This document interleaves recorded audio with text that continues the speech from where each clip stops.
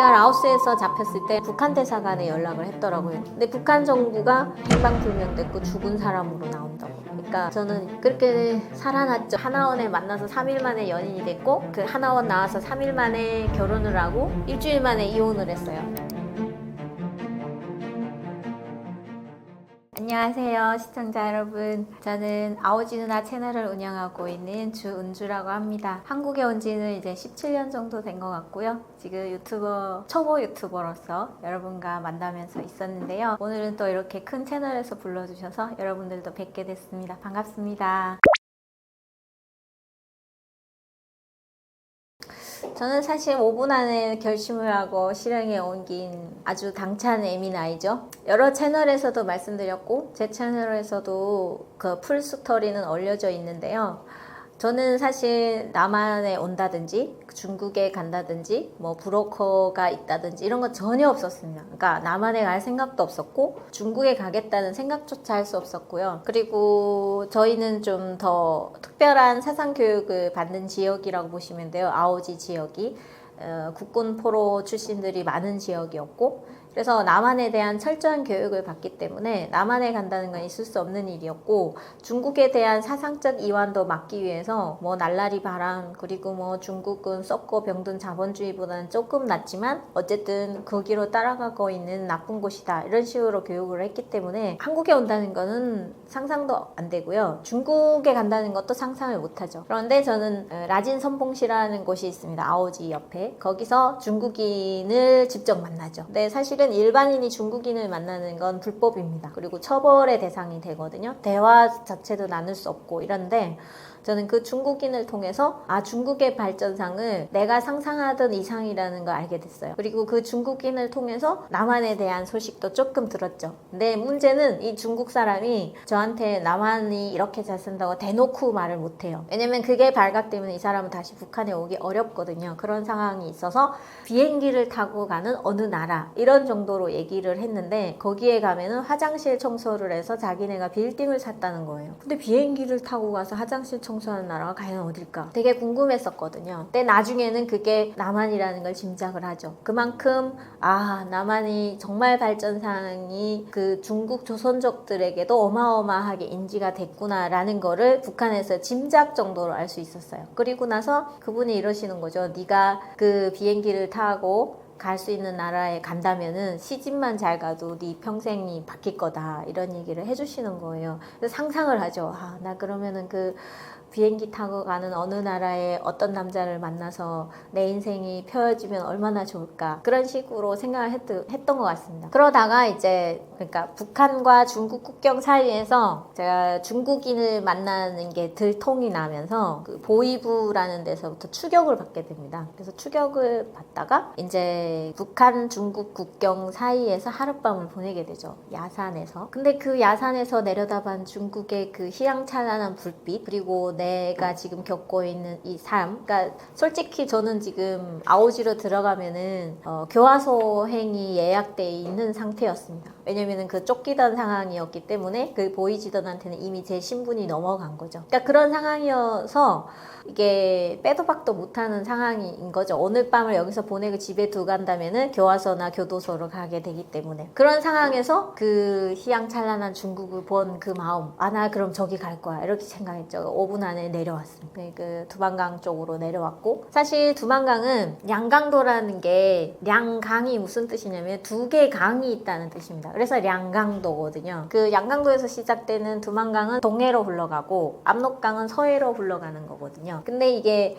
그 두만강을 대부분의 탈북자들이 넘어서 탈북을 하는데, 상류 쪽에는 사실 허벅지까지 오는 물 정도라고 인지하시면 됩니다. 그런데 제가 택한 곳은 하류였거든요. 완전 바다랑 합쳐지는 지점이어서 거기는 수심은 7m, 그리고 강폭이 그때 당시가 비가 안 오는 갈수기라고 하죠. 비가 안 오는 건기철이었기 때문에 한 300m 되지, 사실은 그 꽉 차면은 500m도 된다고 해요. 물 너비가. 거기를 강을 헤엄쳐 건넌 거죠. 수영을 잘하냐고 물어보시는 분들도 계신데 저 사실은 수영 배운 적이 없습니다. 그리고 사실 이 강에 딱 뛰어드는 순간 죽었다는 걸 직감했습니다. 아, 여기서 살아남지 못하겠구나. 막 물에 쓸려 내려갔거든요. 그런데 그 초인간적인 힘이라는 게 그때 나오는 것 같더라고요. 내가 죽더라도 여기서 죽으면 안 된다는 생각과 건너가서 죽겠다. 중국에 무조건 건너가서 죽겠다는 생각을 하면서 그 옷 다 벗었죠. 속옷만 입고 정말 겉에 옷, 뭐 바지, 신발, 뭐 옷까지 다 버리고 그리고 메고 오던 가방도 버리고 그리고 나서 열심히 손과 발을 휘저었습니다. 그래야지 살 수 있으니까요. 근데 앞으로 나가는 게 느껴졌고 그 강 중간에 도착한 거예요.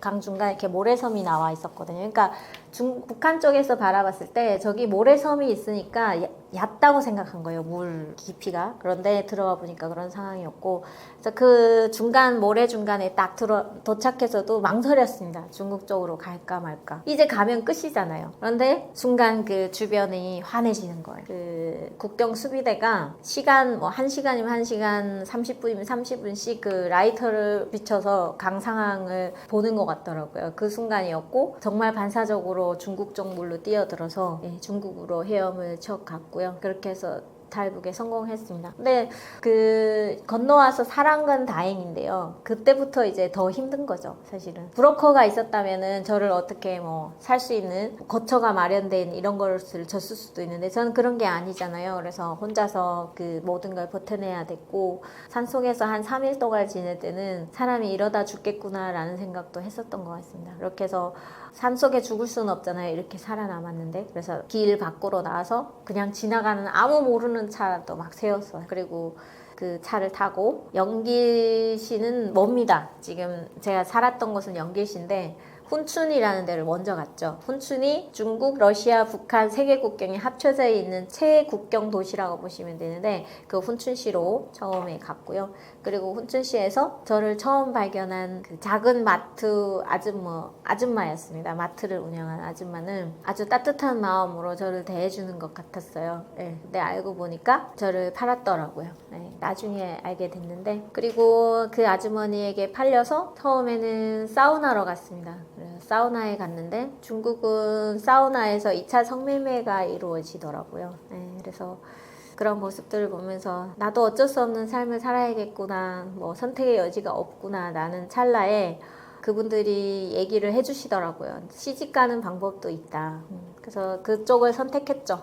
그래도 성매매 하는 것보다는 시집 가는 게 낫다고 판단을 해서 시집 가겠다고 했습니다. 근데 또 운도 안 좋았다고 말하기는 좀 그런데 어쨌든 제가 그때 19살, 만 19세에 넘어왔거든요. 그러니까 한국 나이로 20살이었는데 그 택시 운전기사랍니다. 뭐 45살이라고 하더라고요. 45살이라고 했나 50살이라고 했나. 그래서 면접 같은 걸 가서 봤습니다. 근데 바로 탈락했죠. 네. 안 데리고 간다고 하더라고요. 그래서 왜 그러냐 하니까 나이가 너무 어려서 중국어를 배우면 도망간대요. 그래서 그런 것들을 겪으면서 중국에서의 6년을 보냈습니다. 그때는 진짜 힘들었던 것 같고 그래서 뭐 탈북자들 대부분이 이런 과정을 거치고 또 비슷한 과정을 거쳐서 한국까지 오는데 탈출하는 계기는 모두 다 다릅니다. 정말 여러 가지가 있거든요. 근데 가장 중요한 거는 사람 살 곳이 아닌 곳을 탈출했다는 것, 인간으로서 살기 위해서 넘어왔다는 것, 그 변하지 않는 사실 하나는 모두가 똑같은 것 같고요. 거기서 피해서 한국까지 오는 삶에 있어서 정말 평생에 겪어야 됐던 슬픔 그리고 아픔 이런 건 다 겪어온 것 같아요. 중국에서는 도망치는 기간도 많았고 그 말씀드렸잖아요. 만났는데 시집도 갈 수 없는 거예요. 너무 어리니까. 그래서 저를 처음 도와줬던 그 마트 작은 그 중국에서는 초스라고 하는데 그 소스의 주인이 이제 조선족 아주머니였던 거죠. 그래서 너는 시집을 가거나 아니면은 성매매를 해야 되는데 선택을 해라. 그래서 그러면은 시집을 가겠다 이렇게 했고 처음 시집 가는 면접을 봤는데 탈락한 거예요. 그런데 이 아줌마는 저를 팔아야 되잖아요. 저는 그때 사실 19살의 어린 나이에 밥도 주고 옷도 주는 이런 고마운 아주머니는 돈을 주고 팔 거라는 상상은 사실 못했어요. 그냥 고마운 뿐이었거든요. 근데 그 집에 갔는데 너를 안 하겠다고 하니까 그러니까 그러면 어떻게 하냐. 그 사우나에 데리고 갔죠. 그 사우나에서 보니까 그런 상황이고, 그또 저는 그 사우나 주인한테 시집을 가겠다고 계속 얘기를 했어요. 나는 그 성매매는 못하겠다. 그러니까 그 주인 아저씨가 좀 돈이 있는 아저씨한테 제가 팔린 것 같더라고요. 보니까 식당도 가지고 있었고, 식당은 냉면집도 했고 뭐 횟집도 하고 있었어요. 그러니까 그 아파트 통으로 가지고 있더라고요. 그래서 그 집에서 일단 말을 못 하잖아요. 그리고 막 머리에 저는 그때 이도 있고 옷에도 이가 있었어요. 이 지금 아시나요 혹시? 정말 상황이 열악하면 생기는 벌레거든요. 근데 몸을 이렇게 물어뜯고 막 피 빨아먹고 하는 그런 겁니다. 근데 지금 아이들은 그 모르더라고요. 그런 걸. 그러니까 막 몸에 있는 상황이니까 일단은 뭐 어디에 내놓을 수도 없는 거죠. 얼굴도 새까맣고 하니까. 그 아저씨가 너 우리 집에서 집 청소하면서 있으라고 하더라고요. 그래서 여기서 집을 청소하면서 있었어요. 한 두 달, 세 달 정도 이렇게 있으니까 어느 정도 얼굴 검은색도 조금 벗겨지고 머리도 염색을 해서 뭐 노랑머리로 만들고, 그리고 조금 거기 중국어도 뭐 우쯔더 뭐 세시에 이런 정도는 말을 할 수 있으니까, 그래서 식당에서 나와서 일을 하라고 하더라고요. 그래서 식당에 나와서 일을 하게 되면서 그 첫 번째 남편이죠. 아이들의 아빠였던 사람을 만났고, 그리고 나서 그 사람을 따라서 연길로 간. 그리고 나서 연길에서는 계속 숨어서 지냈습니다. 그냥 뭐 6년 동안 거의 어떤 때는 한 3개월 정도를 한 번도 밖에 안 나올 때도 있어요. 그 아파트 6층이었는데 6층집에서 그냥 아이 낳아서 아이 키우면서 화장실만 오가면서 그렇게 산 거죠. 거의 뭐 감옥살이처럼 그렇게 살았는데, 그걸 버틸 수 있었던 게 아이 때문이었던 것 같아요. 그리고 이 기간을 내가 버텨야 이 조선족인 남자가 나를 보호해주는 거고, 그 보호해줘야지만 내가 또 여기서 사는 거잖아요. 사실은 그 자기 목숨을 부지하기 위한 거가 더 있었던 것 같아요. 그 남자를 잡았던 것도. 그러니까 이용한 거죠, 조선족 남편을. 그랬는데 처음에는 그냥 살면 될 줄 알았는데 이 사람들도 보호를 안 해주죠. 뭐하러 이렇게 위험한 상황에 이 여자를 보호해 주겠습니까? 그래서 정말 의도적으로 임신을 했던 것 같아요. 그래서 그 아이를 가지니까 그 다음에 이제 대우가 달라지죠. 이 여자는 이제 자기의 아이를 가진 몸이 되니까, 그래서 그때로부터 부인으로 인정을 해주는 가정이라고 보시면 되고, 그렇게 하면서 아이만 키웠던 것 같아요. 아이가 돌이 되고 두 돌이 되고. 근데 사실은 저는 그렇게 사는 게 맨날 뭐 경찰 보는 것도 두렵고 무섭고 막 이런 상황이었지만, 그럼에도 불구하고 남한에 가는 건 두려웠었어요. 가다가 죽을지도 모르니까요. 성공해서 가면 되지만 가는 길에 죽는 거가 더 많기 때문에 우리는 그렇게 생각하고 있거든요. 그래서 목숨을 내놓은 자유를 찾느냐, 아니면 지금 이 상황에서라도 그냥 부지하고 있어야 되느냐, 여기에서 갈등을 하게 되거든요. 근데 사실 피할 수 있었다면 중국에서 계속 살았을 거예요. 왜냐면 아이도 있고 저 또 둘째도 나왔거든요. 그래서 두 아이를 출산한 상황이기 때문에 목숨을 걸면서 한국으로 오다가 죽는 것보다는 여기서 있는 게 좀 더 목숨 연장을 할 수 있다는 그런 생각 때문에 좀 그런 나날을 보냈던 것 같습니다. 근데 정말 안 돼서 출발했던 이유는 베이징 올림픽 다 아시잖아요. 근데 그 베이징 올림픽에서 중국에서 자기네 그 중국 나라의 이미지를 개선하기 위해서 제일 먼저 했던 게 탈북민 색출이었습니다. 그래서 그 국경 지역이나 그러니까 전국, 그 중국 지금 제가 볼 때는 중국 전역에 탈북민이 안 퍼진 곳이 없거든요. 거의 다. 그러니까 저같이 어린 친구들은 시집으로 가고 뭐 인신매매로 끌려가고 이렇게 해서 어느 지역이나 거의 있다고 보시면 돼요, 지금. 근데 그런 여성들이 문제를 일으키지 않고 아이를 데리고 살면 좋았었는데, 가끔 문제가 이렇게 일어나는 경우도 있잖아요. 뭐 싸운다든지 아니면 중국인 남편이 폭행을 해서 뭐 탈북 여성을 죽인다든지 이런 강력 범죄도 많았기 때문에, 그런 것들을 그 사람은 뭐 소문이 안 나길 바라겠지만 그 주변에 쭉 퍼지잖아요.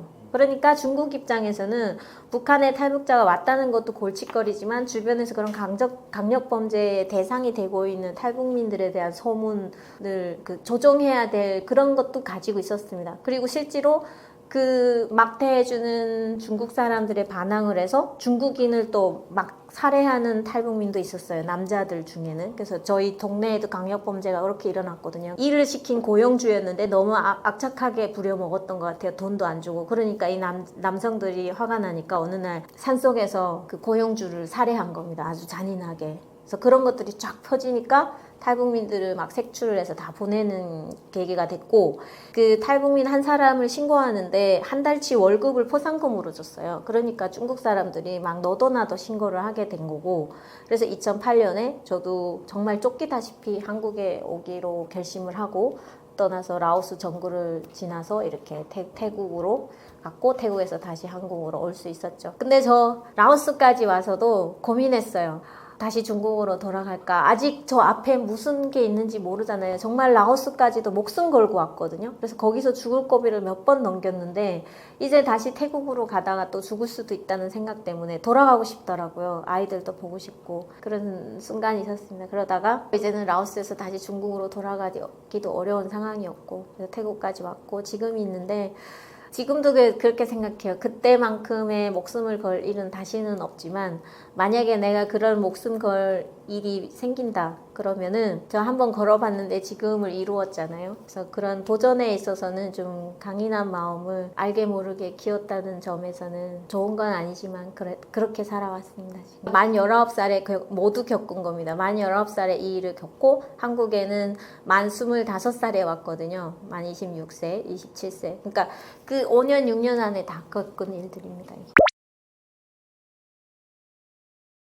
남한에 도착한 다음에 가장 첫 번째 가족의 생사를 알고 싶은 거였어요. 그러니까 중국에서는 제 삶이 너무도 힘들었기 때문에 북한에 있는 가족을 도와준다는 것은 상상조차 할 수 없었던 거죠. 그런데 남한에 오니까 이제는 제 주변이 모두 안전하게 된 거잖아요. 그러니까 두고 온 가족에 대한 미안함, 정말 라면이나 쌀밥 한 숟가락 먹을 때도 목이 맸어요. 엄마나 동생은 뭐 먹고 있을까. 수많은 마트의 그 진열대를 보면서도 북한의 내 가족은 어떻게 지내고 있을까. 뭐 모든 게 다 죄책감이죠. 그리고 엘리베이터 타고 올라갈 때도 그 북한에서 6층, 7층에 석탄 배낭을 메고 물을 깃고 하던 그런 게 생각이 났고요. 그랬었습니다. 그런데 어느 날 저한테 모르는 전화번호에 전화가 온 거예요. 그래서 받았죠. 받았는데 그 탈북자 남성의 목소리 있지 않습니까? 익숙한.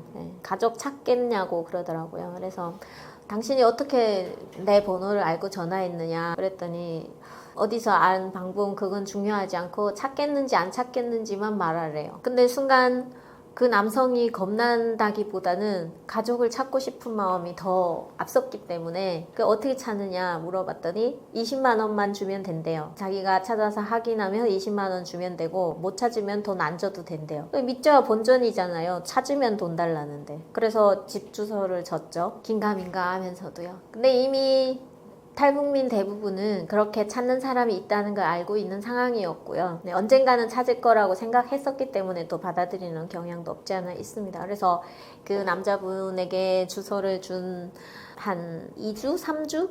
한 달은 안 됐던 것 같아요. 근데 연락이 딱 온 거예요. 지금 저쪽에 너희 엄마를 데려왔는데 확인해봐라. 확인해보고 니네 엄마 아니면 돈 안 줘도 되고 니네 엄마면은 돈 주면 된다 그러더라고요. 그래서 중국 번호를 하나 주는데 떨리는 마음으로 전화했죠. 근데 굉장히 믿음직한 정보였어요. 왜냐면 제가 준 정보로 찾으니까 우리 엄마가 없었대요. 그 집에. 그래서 동사무소에 가서 돈을 좀 주니까 어디로 이사 갔는지 알려줘서 지금 현재 살고 있는 주소는 어디다까지 설명을 해줬기 때문에 믿을 수밖에 없었죠. 그런데 전화기 너머로 들려오는 엄마 목소리는 전혀 생소했어요. 왜냐면 북한에서 저는 교환수였거든요. 전화 연결을 전문으로 하는 일을 했음에도 불구하고 제 엄마 목소리를 전화기 너머로 한 번도 못 들어봤어요. 북한에서 전화를 할 수 있는 사람은 극한되어 있거든요. 뭐 간부라든지 공장에서 일하는 사람들이라든지 아니면 저처럼 교환수가 아니고는 누구나 전화를 할 수 없기 때문이었어요. 그래서 엄마 목소리가 낯설기도 하고 그랬는데 엄마는 처음부터 계속 울더라고요. 계속 울었어요. 한 30분을 그렇게 울었던 것 같아요. 근데 물어봤죠. 나 간 다음에 어떻게 됐느냐. 그게 제일 궁금하잖아요. 북한 당국이 어떻게 그 벌을 주지 않았을까. 몇 번 왔었대요. 와서 네 딸이 어디 갔냐고. 그래서 저 그때 청진이라고 하는 북한의 그 함경북도 소재지가 있거든요. 그 청진으로 돈 벌러 간다고 나왔었어요. 그러니까 엄마는 그것밖에 모르는 거죠. 청진에 간다고 했다. 근데 지금 몇 년이 되도록 안 오지 않느냐. 그랬다는 거죠. 그래서 한 1년까지는 계속 와서 물어보더래요. 뭐 딸이 어디서 소식이 있느냐 없느냐. 근데 그 이후로는 소식이 없었고, 제가 라오스에서 잡혔을 때 라오스 정부가 저의 신분을 북한 대사관에 연락을 했더라고요. 니네 사람 데려가라고. 근데 북한 정부가 제 신분을 인계받고 이렇게 말했다네요. 그런 사람 없다고. 자기네 나라에서 행방불명됐고 죽은 사람으로 나온다고. 그러니까 이미 알고 있었어요. 저는 그렇게 살아났죠. 그러니까 북한 당국이 자기 사람이 아니라고 하니까 라오스 정부가 그 다음에 한국 정부에 연락을 한 겁니다. 니네 사람이냐? 이 사람 데려가라. 그래서 한국 정부가 저한테 공식적으로 연락이 왔고, 들으면서 그러더라고요. 그 남한 대사관의 서기관이시라는 분인데, 주은주 씨는 운이 좋은 것 같다고. 북한에서 자기네 사람이 아니라고 했기 때문에 자기네가 인계 받을 수 있었고 이제 도와줄 수 있다고 그 얘기 했었거든요. 그만큼 그러니까 북한 당국은 자기네 나라 사람들이 중국에서 헤매고 남한으로 가는 걸 알고 있으면서도 조처를 못 취하는 것도 많아요. 왜냐면은 그 라오스에 제가 잡혀 있는데 북한이 데려가려면은 불법 체류한 벌금을 내야 된대요. 라오스 정부에. 근데 그 돈이 아까웠던 것도 있고, 그리고 이런 사람들을 계속해서 데려가봤자 뭐 의미가 없잖아요. 너무 많으니까. 예전처럼 한두 명이었으면 데려가서 이제 뭐 선전선동하는 사람으로 써먹을 수도 있는데 지금은 그렇지도 않다는 거죠. 그래서 뭐 한간에 떠도는 소문에 의하면 그 여기 한국에 오다가 잡혀서 들어간 탈북자가 있었다는 거예요. 그런데 그 탈북자 보고 보이지도원이라고 하는 그 북한의 고위 관료가 이러더랍니다. 이 멍청한 것들이 이렇게 잡혀온다고, 응? 잡히지 말고 잘 가야 될 거 아니냐고 그 정도로 얘기를 했다고 해요. 그러니까 이제는 서술 수 없는 단계라는 거 아는 것 같고, 그렇지만 또 그렇다고 해서 이렇게 다 냅둘 수는 없잖아요. 그러니까 시범겜이라고 하죠. 그러니까 그 한 사람을 잡아서 뭐 각성시키는 정도의 그런 처벌은 하는 것 같습니다. 네, 모두를 하지는 않는 것 같고, 그렇게 해서 엄마한테 무사히 있다는 얘기를 들었고, 그 이후로 한 10년 동안 계속 제가 생활비를 보내주곤 했었어요. 근데 수수료가 만만치 않다는 건 알고 계실 것 같고, 처음에는 수수료가 한 20%대였습니다. 그래서 100만 원을 보내면 엄마가 80만 원 받은 적도 있어요. 근데 계속해서 수수료가 올라가죠. 위험 부담이 있으니까요. 지금은 수수료가 얼마냐면요, 80%입니다. 그래서 20%만 엄마한테 도착해도 감사하게 생각해야 될 정도로 그렇고요. 아예 100% 다 없어지는 경우도 수두룩합니다. 그러니까 이제는 돈 보내는 데 있어가지고 좀 꺼리게 되는 것 같고요. 뭐 잘 아는 사이, 그리고 그 북한의 브로커와의 연계를 잘 하면 50%대의 수수료까지는 찾을 수 있다고 합니다. 근데 지금은 보내는 사람도 많지 않고요, 돈을. 그리고 거의나 국가보위부가 이제 개입을 해서 그 돈의 출처를 밝히다가 자기가 꾹꾹 먹어치우는 경우가 대부분이에요. 그러니까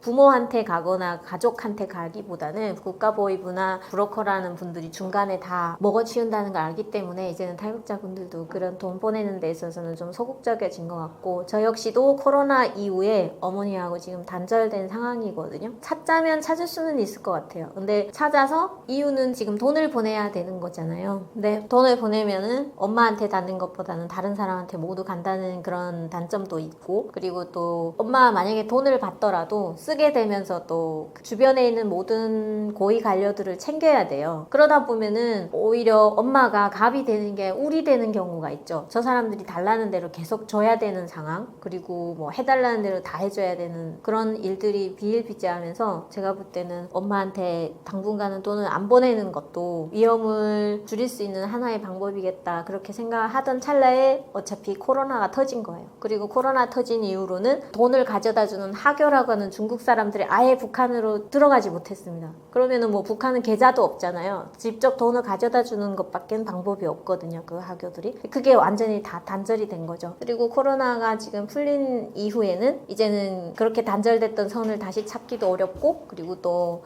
저희 어머니도 이제는 연로하셔서 돈 받으러 나올 수 있는 상황도 좀 안 됐고, 그런 면 때문에 지금은 연락을 안 하고 있는데 늘 그래도 미안하죠. 지금은 이렇게 생각해요. 내가 여기서 행복하게 사는 게 어머니나 그리고 나만의 고향이셔서 많이 그리워했던 저희 조부모님들이 바라는 게 아닐까. 그래서 하루하루 행복하게 살려고 노력하고 있습니다.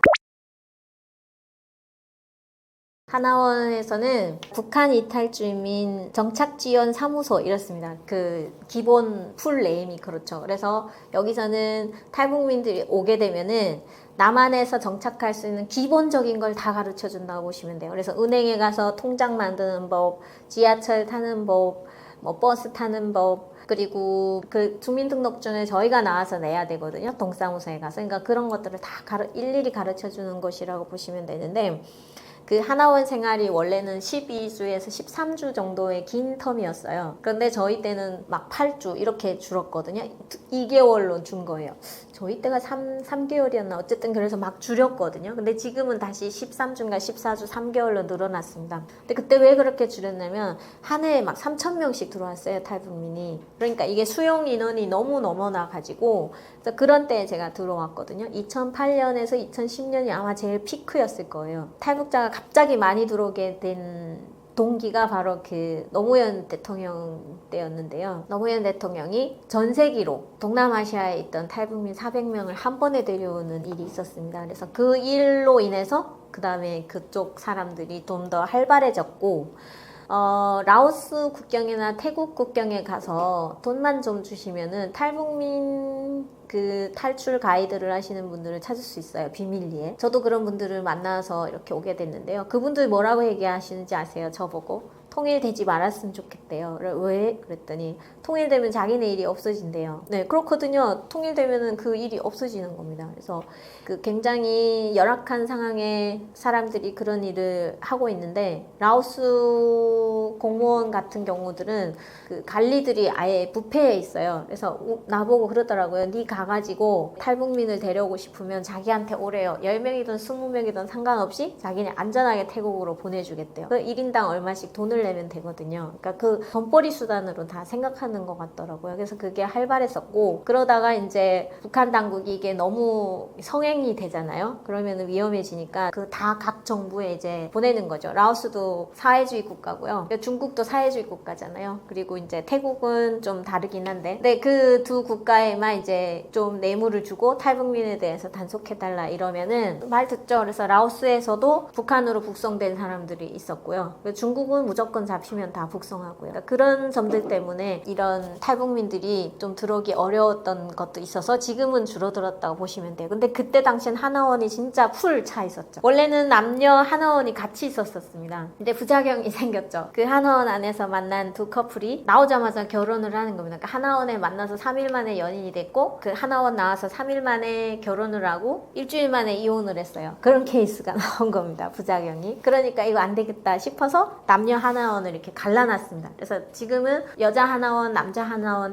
따로 있는데요. 그 두 하나원을 오고 가는 선생님들이 계세요. 그러니까 수업을 해야 되니까 남자 하나원도 가시고 여자 하나원에도 다니시는데, 그 선생님한테 늘 연애 편지가 들려져 있을 거예요. 그리운 그녀에게, 그리운 그 남자에게 보내는 편지의 그 레이터가 돼주시는 그 선생님들이 굉장히 어려웠을 건데요. 그러니까 그렇게 지금은 지내고 있습니다. 여자는 저 안성에 있고요. 남자는 시흥에 있다가 지금은 하천으로 다 이사를 갔거든요. 그리고 현재는 뭐 하천으로 다 합친다는 얘기도 있었던 것 같은데 어떻게 될지는 잘 모르겠고요. 근데 하나원 안에서 저희는 정말 많은 것들을 가르침을 줍니다. 저희에게 주려고 하죠. 정말 많은 걸 가르칩니다. 뭐 여러 가지 정말 필요한 것들은 많이 가르치죠. 기억에 남을까요? 전혀 안 남습니다. 왜냐면은 하루라도 빨리 나가고 싶거든요. 그러니까 여기는 그러니까 북한 사람들 대부분은 단체 생활을 싫어합니다. 그 평생을 단체 생활을 했기 때문에 한국에 와서 국정원까지는 어떻게 단체 생활하는 걸 이해해요. 신분을 이렇게 확인받아야 되니까. 근데 하나원에 나와서도 단체 생활한다는 건 정말 죽도록 힘들어하거든요. 그래서 저희 때도 막 하루를 세고 있었어요. 매일 나가고 싶어가지고 매일 그러니까 이런 세상에 나오면은 뭔가 다른 세상이 될 것 같은 거죠. 그런 것들을 하고 있는데, 지금은 어떤지 아세요? 하나원 생활 가서 하고 싶어요. 왜냐면 새끼 밥 다 주지, 운동도 시켜주지, 공부도 배워주지, 그렇게 좋은데 어디 있겠습니까? 그래서 지금은 친정나들이라고 해서 오히려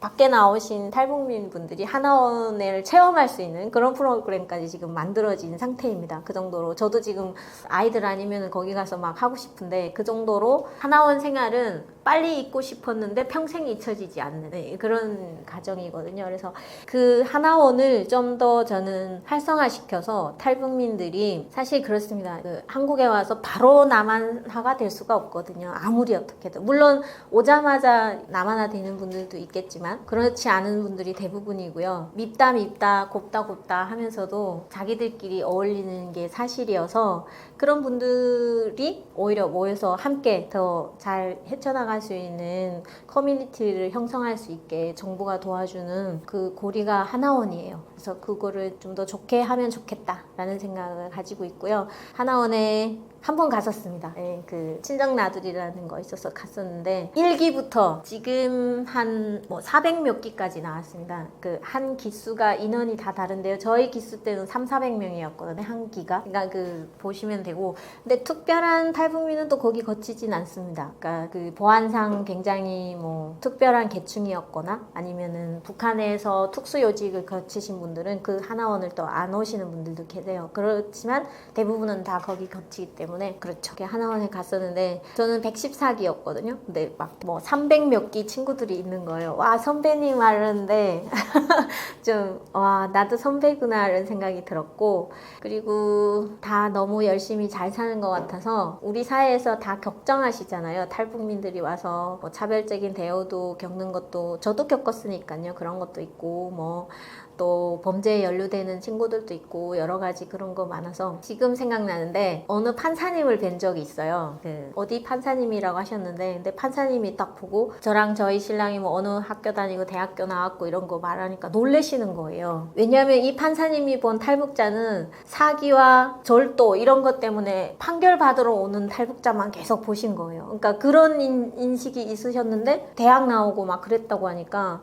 와 이런 탈북자분도 있으시냐고 이렇게 말씀을 해주셨던 기억이 나거든요. 그러니까 그만큼 탈북자들은 좀 어려움 속에서 많이 살고 있지만 그럼에도 불구하고 열심히 잘 살아가고 있고 그 살아가고 있는 데의 첫 번째 단계였던 하나원은 탈북민들에게는 친정집 같이 늘 기억되고 있는 곳이다. 그렇게 말씀드립니다. 국정원 이야기는 뭐 저는 별로 안 좋았어요. 국정원에서의 이야기는 제가 다른 채널에서도 했었는데 여러 가지로 신문하는 과정에서 좀 비인도적인 그런 것들을 제가 겪었고요. 근데 지금 나온 친구들은 많이 좋다고 하더라고요. 그러니까 그런 것들이 대한민국의 발전상을 제 스스로 겪은 거죠. 그러니까 저는 이랬었는데 다른 친구들은 안 그랬다는 걸 들었을 때 기분 좋겠습니까? 나쁘겠습니까? 굉장히 기분 좋죠. 그래서 저희 때는 진짜 간첩 한 명을 잡기 위해서 모두를 치조하는 분위기였어요. 그러니까 뭐 벼룩 하나 잡으려고 초가상간 태우는 격이었죠. 근데 지금은 어쨌든 우리나라를 찾아서 온 우리 국민으로 대해준다는 그런 것들 때문에 네, 국정원 이미지가 많이 좋아졌다고 생각하고 있고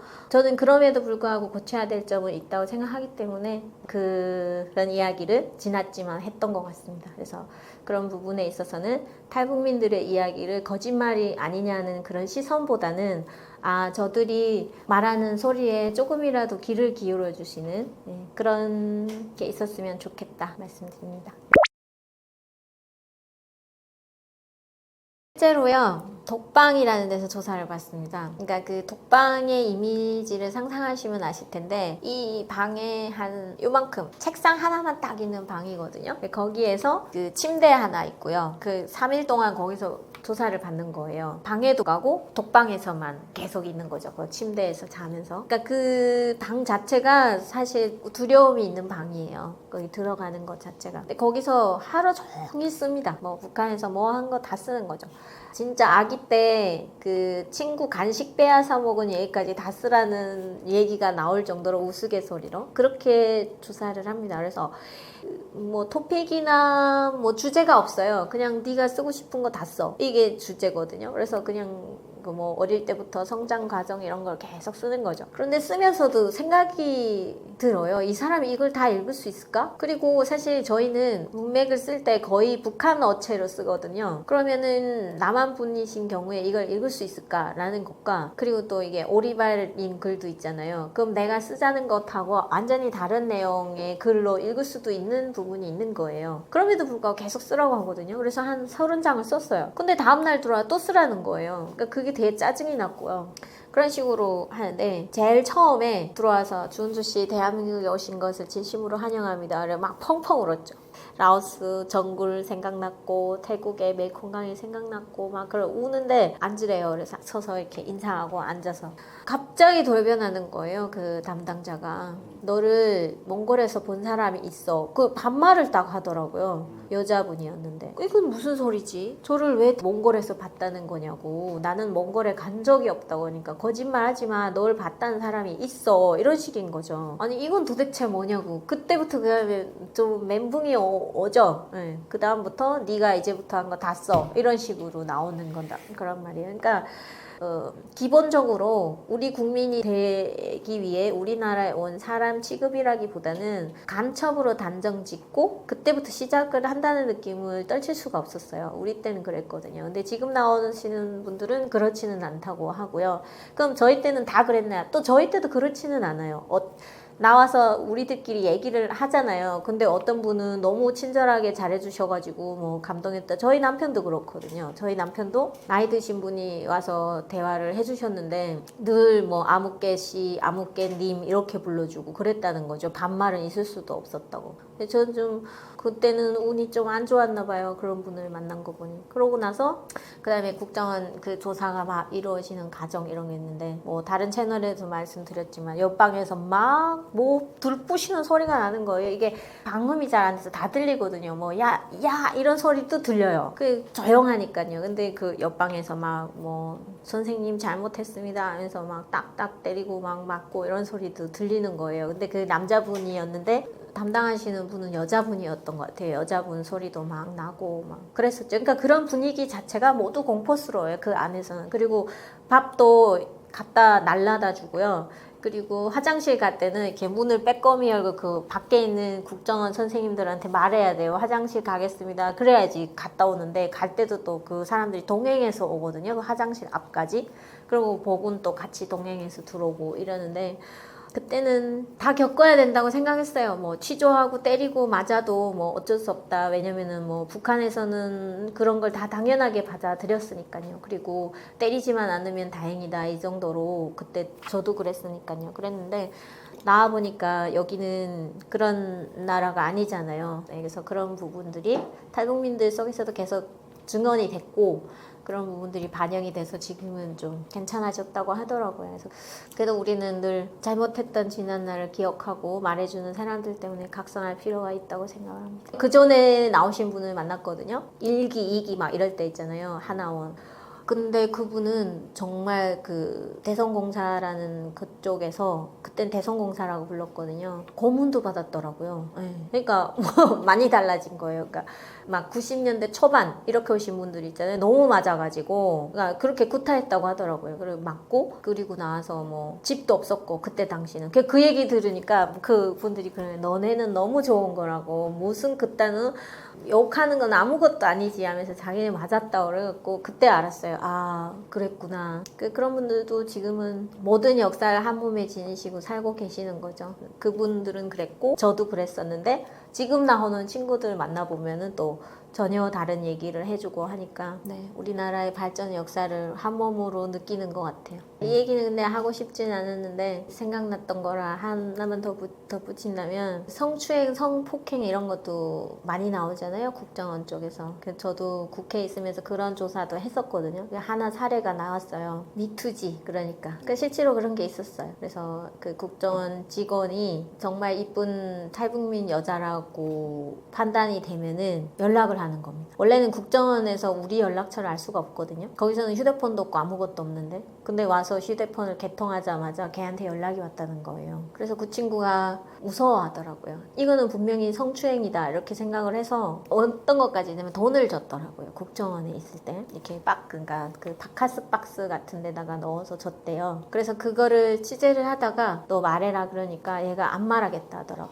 왜 안 말하냐 하니까 우리가 아무리 보호해 준다고 해도 그 사람이 자기를 찾을 걸 안 되는 거지. 그럼 어떻게 하냐 그러니까 자기 하나원 나와서 그 휴대폰을 우리 다 뽑거든요. 근데 전화 왔다는 거예요 거기로. 그러니까 좀 그런 것도 있었어요. 그러니까 이거는 어떻게 풀어야 될지 우리도 계속 생각을 하다가 언론에 내고 싶은데 그러면은 이 진술하는 사람이 없으면 낼 수가 없잖아요. 근데 이 친구는 진술을 안 하겠다는 거예요. 그 내용에 대해서 아무리 보호를 받는다고 해도 자기는 어떻게든지 그 사람이 찾아오는 걸 알기 때문에. 그래서 저도 지금 계속 고민 중이에요. 이거를 어쨌든 밝혀야 되거든요. 그래야지 이 범죄가 없어질 텐데 그건 범죄죠, 사실. 여성을 표적으로 한. 그래서 그때도 못했고 지금 제 채널에서 어떻게 말을 할까. 근데 그런 거 있잖아요. 막 정의감에 불타서 하는 거는 사실 많은 용기가 필요해요. 내가 이 얘기를 꺼냈을 때 그게 사실인가 아닌가를 둘째치고 욕하는 사람부터 나오거든요. 늘. 저도 유튜브를 하면서 계속 느끼는 거고요. 너네는 고마운 것만 얘기해라. 뭐 그딴 얘기는 하지 말아라. 이거부터 시작해서 되게 많이 상처받아요. 근데 그럼에도 불구하고 이런 거 있잖아요. 그 상처받았는데 말 안 하고 그냥 있으면 가만히 있으면 가만히로 본다면서요. 그러니까 이런 거는 하지 말아야 된다고 말을 할 필요가 있고 본인을 스스로 지키기 위해서도 이만큼은 넘어오지 말아라. 이거를 얘기해 줄 필요가 있어서 제 채널을 좀 그런 방향으로 계속 하고 있는 것 같습니다. 지금 방금 말씀해 주신 거는 다른 데서 얘기한 적이 없어요. 그리고 국회에서 이 얘기를 취재하기 시작했거든요. 그래서 어느 뭐 언론사 기자님하고 같이 했어요. 그 취재를 해서 이 사람의 인터뷰를 모자이크 처리를 해서 담는 걸로 이렇게 했거든요. 근데 마지막 결정적인 순간에 그 친구가 안 하겠다 하더라고요. 왜 안 하냐 하니까 모자이크 처리하고 아무리 그래도 그 내용상 증거만 들으면 이 사람이 알잖아요, 자기라는 거를. 그러면 언제든지 보복을 할 수 있다는 생각 때문에 자기는 그 사람의 신분을 확실하게도 지금 모르는 상태고, 그리고 국정원은 대부분 자기 이름으로 안 살잖아요. 다 남의 신분으로 막 있고 하니까. 그래서 좀 안타까운 부분이 있었죠. 쿠데타 일어날 확률 제로 아닐까요? 그리고 저 많은 뉴스들을 접했거든요. 뭐 군 상황이 급박하다느니, 뭐 어느 장군이 없어졌다느니, 뭐 어느 날 숙청됐다느니, 이런 거 되게 많잖아요. 근데 그거 지금에 있는 일 아니에요. 김정일 때도 그랬고요. 김일성 때도 그랬고요. 그 나라는 모든 게 숙청으로 이루어지는 나라입니다. 자, 본인의 정권을 유지하기 위해서는 잔인한 정치를 할 수밖에 없거든요. 그게 뭐 지금부터 그랬나요? 뭐 조선시대 그 아주 위로 올라가도 다 그렇죠. 그래서 그런 것들을 통해서 자기 정권을 내부적으로 좀 더 탄탄한 권력으로 만들 수 있는 과정이기 때문에 어떤 일도 일어날 수 있죠. 지금도 긴장한 상태로 있을 것이고, 뭐 그 중에는 누군가는 반발을 할 수도 있겠죠. 그런데 70년, 이제 80년이 되도록 아무도 그렇게 못하고 있잖아요. 북한 상황을 보게 되면은. 그러면은 그런 마음을 가지는 사람보다 그거를 관리할 수 있는 능력이 훨씬 뛰어나다는 걸 의미하고 있고요. 그러니까 뭐 북한에 흐르고 있는 긴장감, 이런 것들 썰을 푸시는 분들 말이 맞을 수도 있어요. 근데 우리는 거기에 초점을 맞추기보다는 그거를 지금까지 관리해온 북한 정부가 역시 잘 관리할 거라는 예상을 먼저 하는 게 타당한 것 같고요. 그래도 만에 하나 뭐 쿠데타가 일어날 수 있다는 걸 배제할 수는 없을 것 같아요. 그리고 실제로 그런 상황이 있었던 것도 맞고요, 북한에서. 근데 대부분의 북한 사람들은 이젠 거기에 대해서 초점을 안 맞추는 것 같아요. 일어날 수 없고, 지금 상황도 김정은이 잘 관리하고 있고, 그리고 뭐 얘기하잖아요. 벌써 후대 김정은의 다음 후계자까지 지금 정리를 하고 있는 중인 것 같거든요. 그렇다고 뭐 해서 뭐 김주애가 후계자가 되느냐, 거기에 대해서는 대부분 부정적인 생각을 가지고 있는데요. 아들이 있는 걸로 알고 있습니다. 그래서 김정은이 만약에 뭐 아직은 젊으나 뭐 건강상의 문제도 많기 때문에, 그래서 후계자가 어느 날 갑자기 나올 수도 있는 상황을 배제할 수는 없지만요. 그러면 후계자 나오면 그 다음은 어떻게 되겠느냐. 우리가 바라는 가장 이상적인 거는 집단지도 체제로 가는 거예요. 중국처럼. 근데 중국처럼 집단지도 체제로 간다고 해서 시진핑 같은 독재자가 안 나오는 게 아니잖아요. 네, 물론 지금 뭐 약해지고 있다는 썰도 많긴 하지만, 그래서 저는 다 가능성이 있다고 생각합니다. 그런데 그 중에도 북한의 쿠데타설은 좀 더 가능성이 희박한 상황의 퍼포먼스가 아닌가 싶고, 그런 퍼포먼스를 통해서 남북이 하나가 되는 걸 생각하느니 더 철저한 준비를 해서 견고한 북한 정권을 어떻게 우리가 흔들 수 있을지 그런 거를 생각하는 게 더 바람직하다고 생각하고 있죠. 그리고 한 가지 제가 좀 부정적인 시선으로 말씀드리자면 북한에서 나오는 모든 뉴스가 체크가 안 돼요. 크로스 체크가 돼야 되거든요. 크로스 체크가 돼야 되고 누군가가 이런 썰을 만들었다고 하게 되면은 그 썰에 대해서 증명할 수 있는 뭔가가 있어야 되는데 아직은 북한 뉴스에 있어서는 그거는 안 되는 것 같습니다. 그래서 그런 것들을 염두에 두시고 보시는 게 가장 좋을 것 같고 북한에서 살았던 저도 그런 걸 보면은 무슨 옛날 소설을 읽는 어그로 끄는 이야기 같아요. 저게 과연 맞을까? 저 사람이 말하는 이야기가 어디서 나왔을까? 출처는 어딜까? 저 사람 혼자의 주장이면 어떡해? 그런데 웃기는 건 뭔지 아세요? 그런 주장과 어그로로 점철되는 모든 유튜버들이 잘 단다는 거예요. 그래서 저거는 참 북한을 보는 데 있어서는 지양해야 될 시선인데 그쪽으로 계속 가고 있는 유튜버들이 좀 있는 것 같아서 저는 사실 그런 걸 잘 보지는 않습니다. 그런 주장을 혼자만의 썰로 풀고 있으신 분들이 있잖아요. 막 극비리에 뭐 나온 비밀이다 이런 식으로 하는 거에 대해서는 우심을 거두지 않고 근데 보시는 분들이 또 믿으실까봐 그런 것도 좀 제 나름대로는 주제 넘은 걱정도 하고 있고 근데 확실하게 말씀드리면 구테타 가능성은 낮다 이렇게 말씀드리고 싶어요. 김정은 생각보다 건강합니다. 그러니까 막 뭐 당뇨병 언제 걸려서 죽을 사람이 아니라는 거죠. 생각해 보십시오. 그 세상에 김정은만큼 뚱뚱한 사람 김정은 하나예요. 그 우리나라에서 가득한데 그 사람들 다 일찍 죽습니까? 아니잖아요. 그리고 그 사람은 더 철저히 건강관리를 받을 겁니다. 뭐 주치의가 있을 거고 거의 제가 아는 얘기로는 독일의 공식적인 의사들이 와서 건강관리를 해주고 있는 걸로 알고 있어요. 그래서 그런 외국의 의료 시스템까지 다 갖추고 있는 상황이기 때문에 그리고 저보다도 어립니다. 김정은이. 근데 죽겠습니까? 아직은 안 죽죠. 뭐 누가 죽이지 않는 한. 그런 부분은 건강 이상설에 대해서 계속 얘기하는 거는 뭐 얘기하시는 분들의 의견도 존중합니다만은 초점은 거기보다는 다른 쪽에 맞추는 게 북한 정권을 들여다보는데 더 의미 있지 않을까. 이렇게 생각합니다. 후계자 김주애가 될 것이라는 생각은 하지 않습니다. 페이크죠, 페이크. 아들을 단번에 내세울 수는 없잖아요. 근데 자기의 후계 구도를 탄탄하게 하기 위해서는 준비를 하고 있다는 걸 보여줘야 합니다. 내 아들을 내보내는 즉시 온 세계가 타겟이 될 거잖아요. 아마 미 정보국에서도 김정은 후계자 있으면 언젠가 살해할걸요? 그리고 그 살해하는 그 살해자에게 상금 이런 거 걸어보십시오. 바로 죽이지. 그러니까 그런 것들 때문에 철저히 비공개로 하고 있고 그럼에도 불구하고 자기의 후계 구도는 만드는 퍼포먼스는 해야 되니까 김주애를 데리고 나오는 거죠. 김주애가 똑똑하다고 보시나요? 이렇게 생각하면 됩니다. 그 나이대에 아이를 키우고 있는 엄마의 입장으로서 아버지가 하라는 대로 그렇게 다 하는 아이 어떻다고 생각하세요? 저는 그 아이는 아이처럼 자라야 된다고 생각하고 있거든요. 그 어른처럼 하고 나서 그렇게 하는 것들을 다 받아내고 감내하고 있는 애가 어쩌면 불쌍해 보여요. 지금 그렇게 할 아이는 아니잖아요. 제 딸이 아이돌 좋아하고요.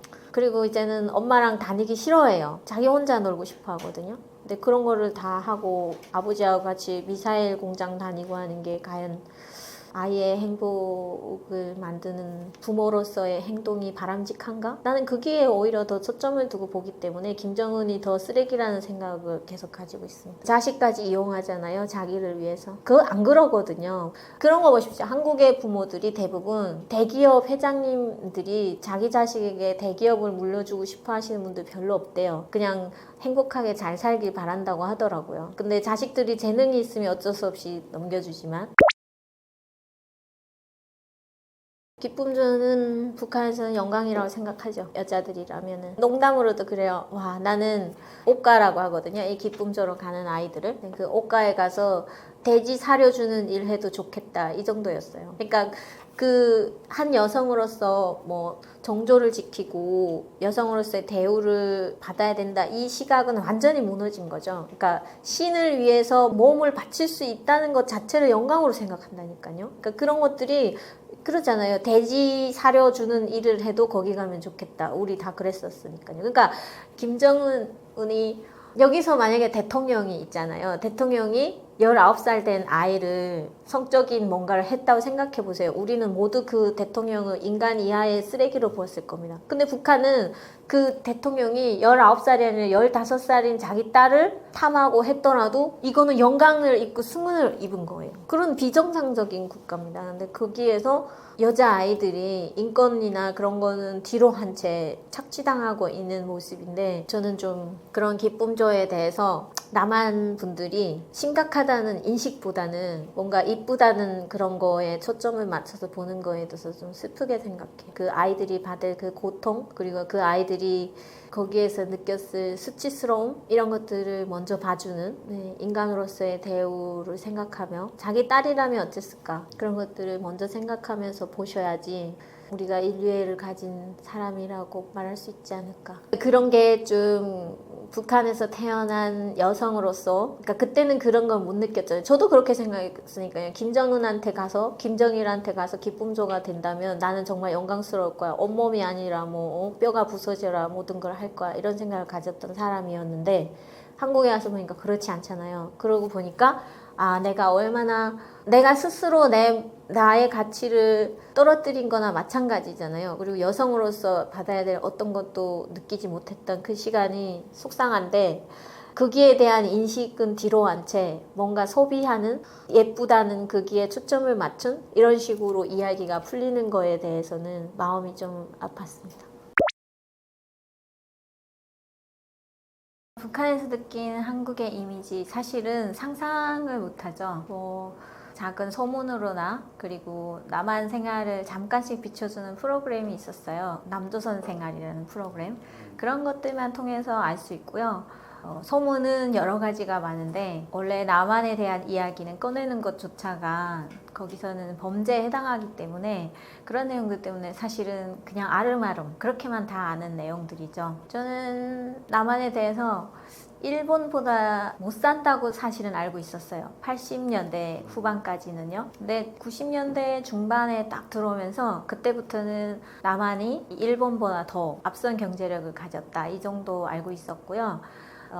남한은 미국의 식민지잖아요. 그러니까 그런 식민지 이미지가 많아서 뭔가 주권은 잘 없고, 네, 그 국가의 모든 것은 미국의 의존하에 진행되고 있다, 뭐 이런 정도의 인식만 가지고 있었던 것 같습니다. 거기에 더해서 남한에 오신 모든 탈북자분들이 중언하신 것 중에 하나인데요. 그 한강 다리 밑에 판잣집이 있고 거리에는 거지가 뭐 가득하고, 뭐 이런 거는 교육을 통해서 들었는데요. 그래서 남조선 어린이들을 해방하기 위해서 우리는 남한에 가야 된다, 이런 교육을 받았거든요. 근데 사실 철두기 시작해서부터는 그 말을 믿는 사람 아무도 없었습니다. 경제적인 생활 수준이나 이런 것들에 있어서는 굉장히 잘 살고 있다, 이렇게 인지를 하고 있었지만, 우리가 사는 수준으로 그 수준을 가늠하기는 어려운 게 북한의 현실이었다. 남조선 생활이라는 TV 프로그램의 주 요지는 남조선 인민들이 살기 어려워서 정부를 반대하거나 나라를 반대해서 일어나서 시위를 하고 있다라는 내용을 보여주고 싶었던 것 같아요, 북한 당국은. 근데 저희는 그 TV를 통해서 그 사람들이 입은 옷, 그리고 얼굴, 주변의 건물, 이런 것들을 더 많이 보죠. 사실은 영산 참사 당시에 그거를 해준 적이 있었는데요. 그때 영산의 재개발 구역이었잖아요. 그래서 개발된 구역보다는 좀 낡은 이미지? 그런 거가 있었음에도 불구하고 북한에서는 볼 수 없는 그런 건물들, 그리고 뭐 경찰 같은 경우에는 그 방호 장비들을 보게 되고요.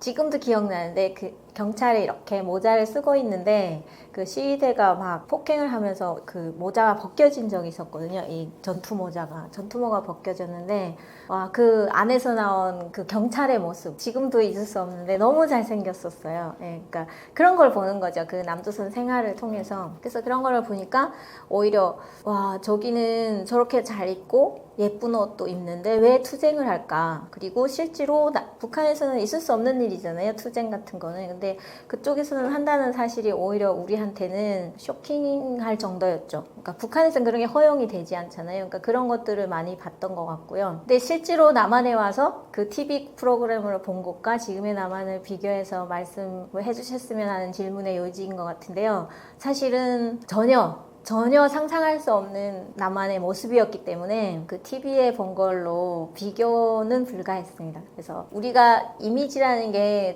자신이 본 것만 연상을 하잖아요. 근데 전혀 보지 못했던 상황이었기 때문에 일례로 제가 그 동대문에 처음 나왔거든요. 한국에 와서. 근데 동대문 그 거리에 딱 나가면 어떤 느낌이 드냐면요. 이 거리에 제가 빨려 들어가는 것 같아요. 수많은 차들과 그 높은 빌딩과 막 그 숲속으로 빌딩 숲속을 사람들이 다니는 이런 모습을 보면서 그래서 살짝 비교를 하자면은 그 도깨비에서 도민준이 인간 세계로 와서 그 빨려 들어가는 그런 장면이 있거든요. 그거를 보면서 아 저게 내가 처음 한국에 왔을 때 받았던 느낌이구나라는 걸 짐작을 할 수 있었어요. 그만큼 한국의 발전상 그리고 한국의 현재의 모습 이런 것들은 북한 사람들한테는 상상 이상 그 이상이라고 생각하시면 될 것 같아요.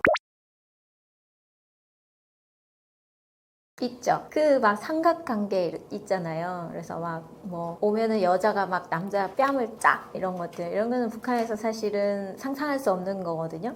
남자한테 여자가 맞는 건 있어도 여자가 남자를 때린다 있을 수 없는 일이죠. 그러니까 그런 것들부터 시작해서 그리고 그 뭐 집 모습이라든지 옷을 입고 다니 사실 저는 그 명품 같은 거를 모르기 때문에 그런 거는 못 알아봤을 것 같아요. 뭐 좋은 신발이라든지 좋은 옷 이런 거는 못 알아보는데 집 같은 경우에는 이게 보이잖아요. 뭐 2, 3층에 뭐 몇 칸도 되고 그러니까 상상할 수 없는 거고 북한의 정말 고위층의 삶을 비춰도 그것보다는 비교가 안 되니까 그런 것들은 괴리감을 느끼죠. 아, 저게 정말 나만의 일반 사람들의 모습인가? 그리고 TV는 어쨌든 거짓말을 말하고 보여주는 곳이니까 저 사람들의 집만 저렇게 보여줄 거야. 저 실제로는 저런 거 없을 거야. 이런 것부터 시작해서요.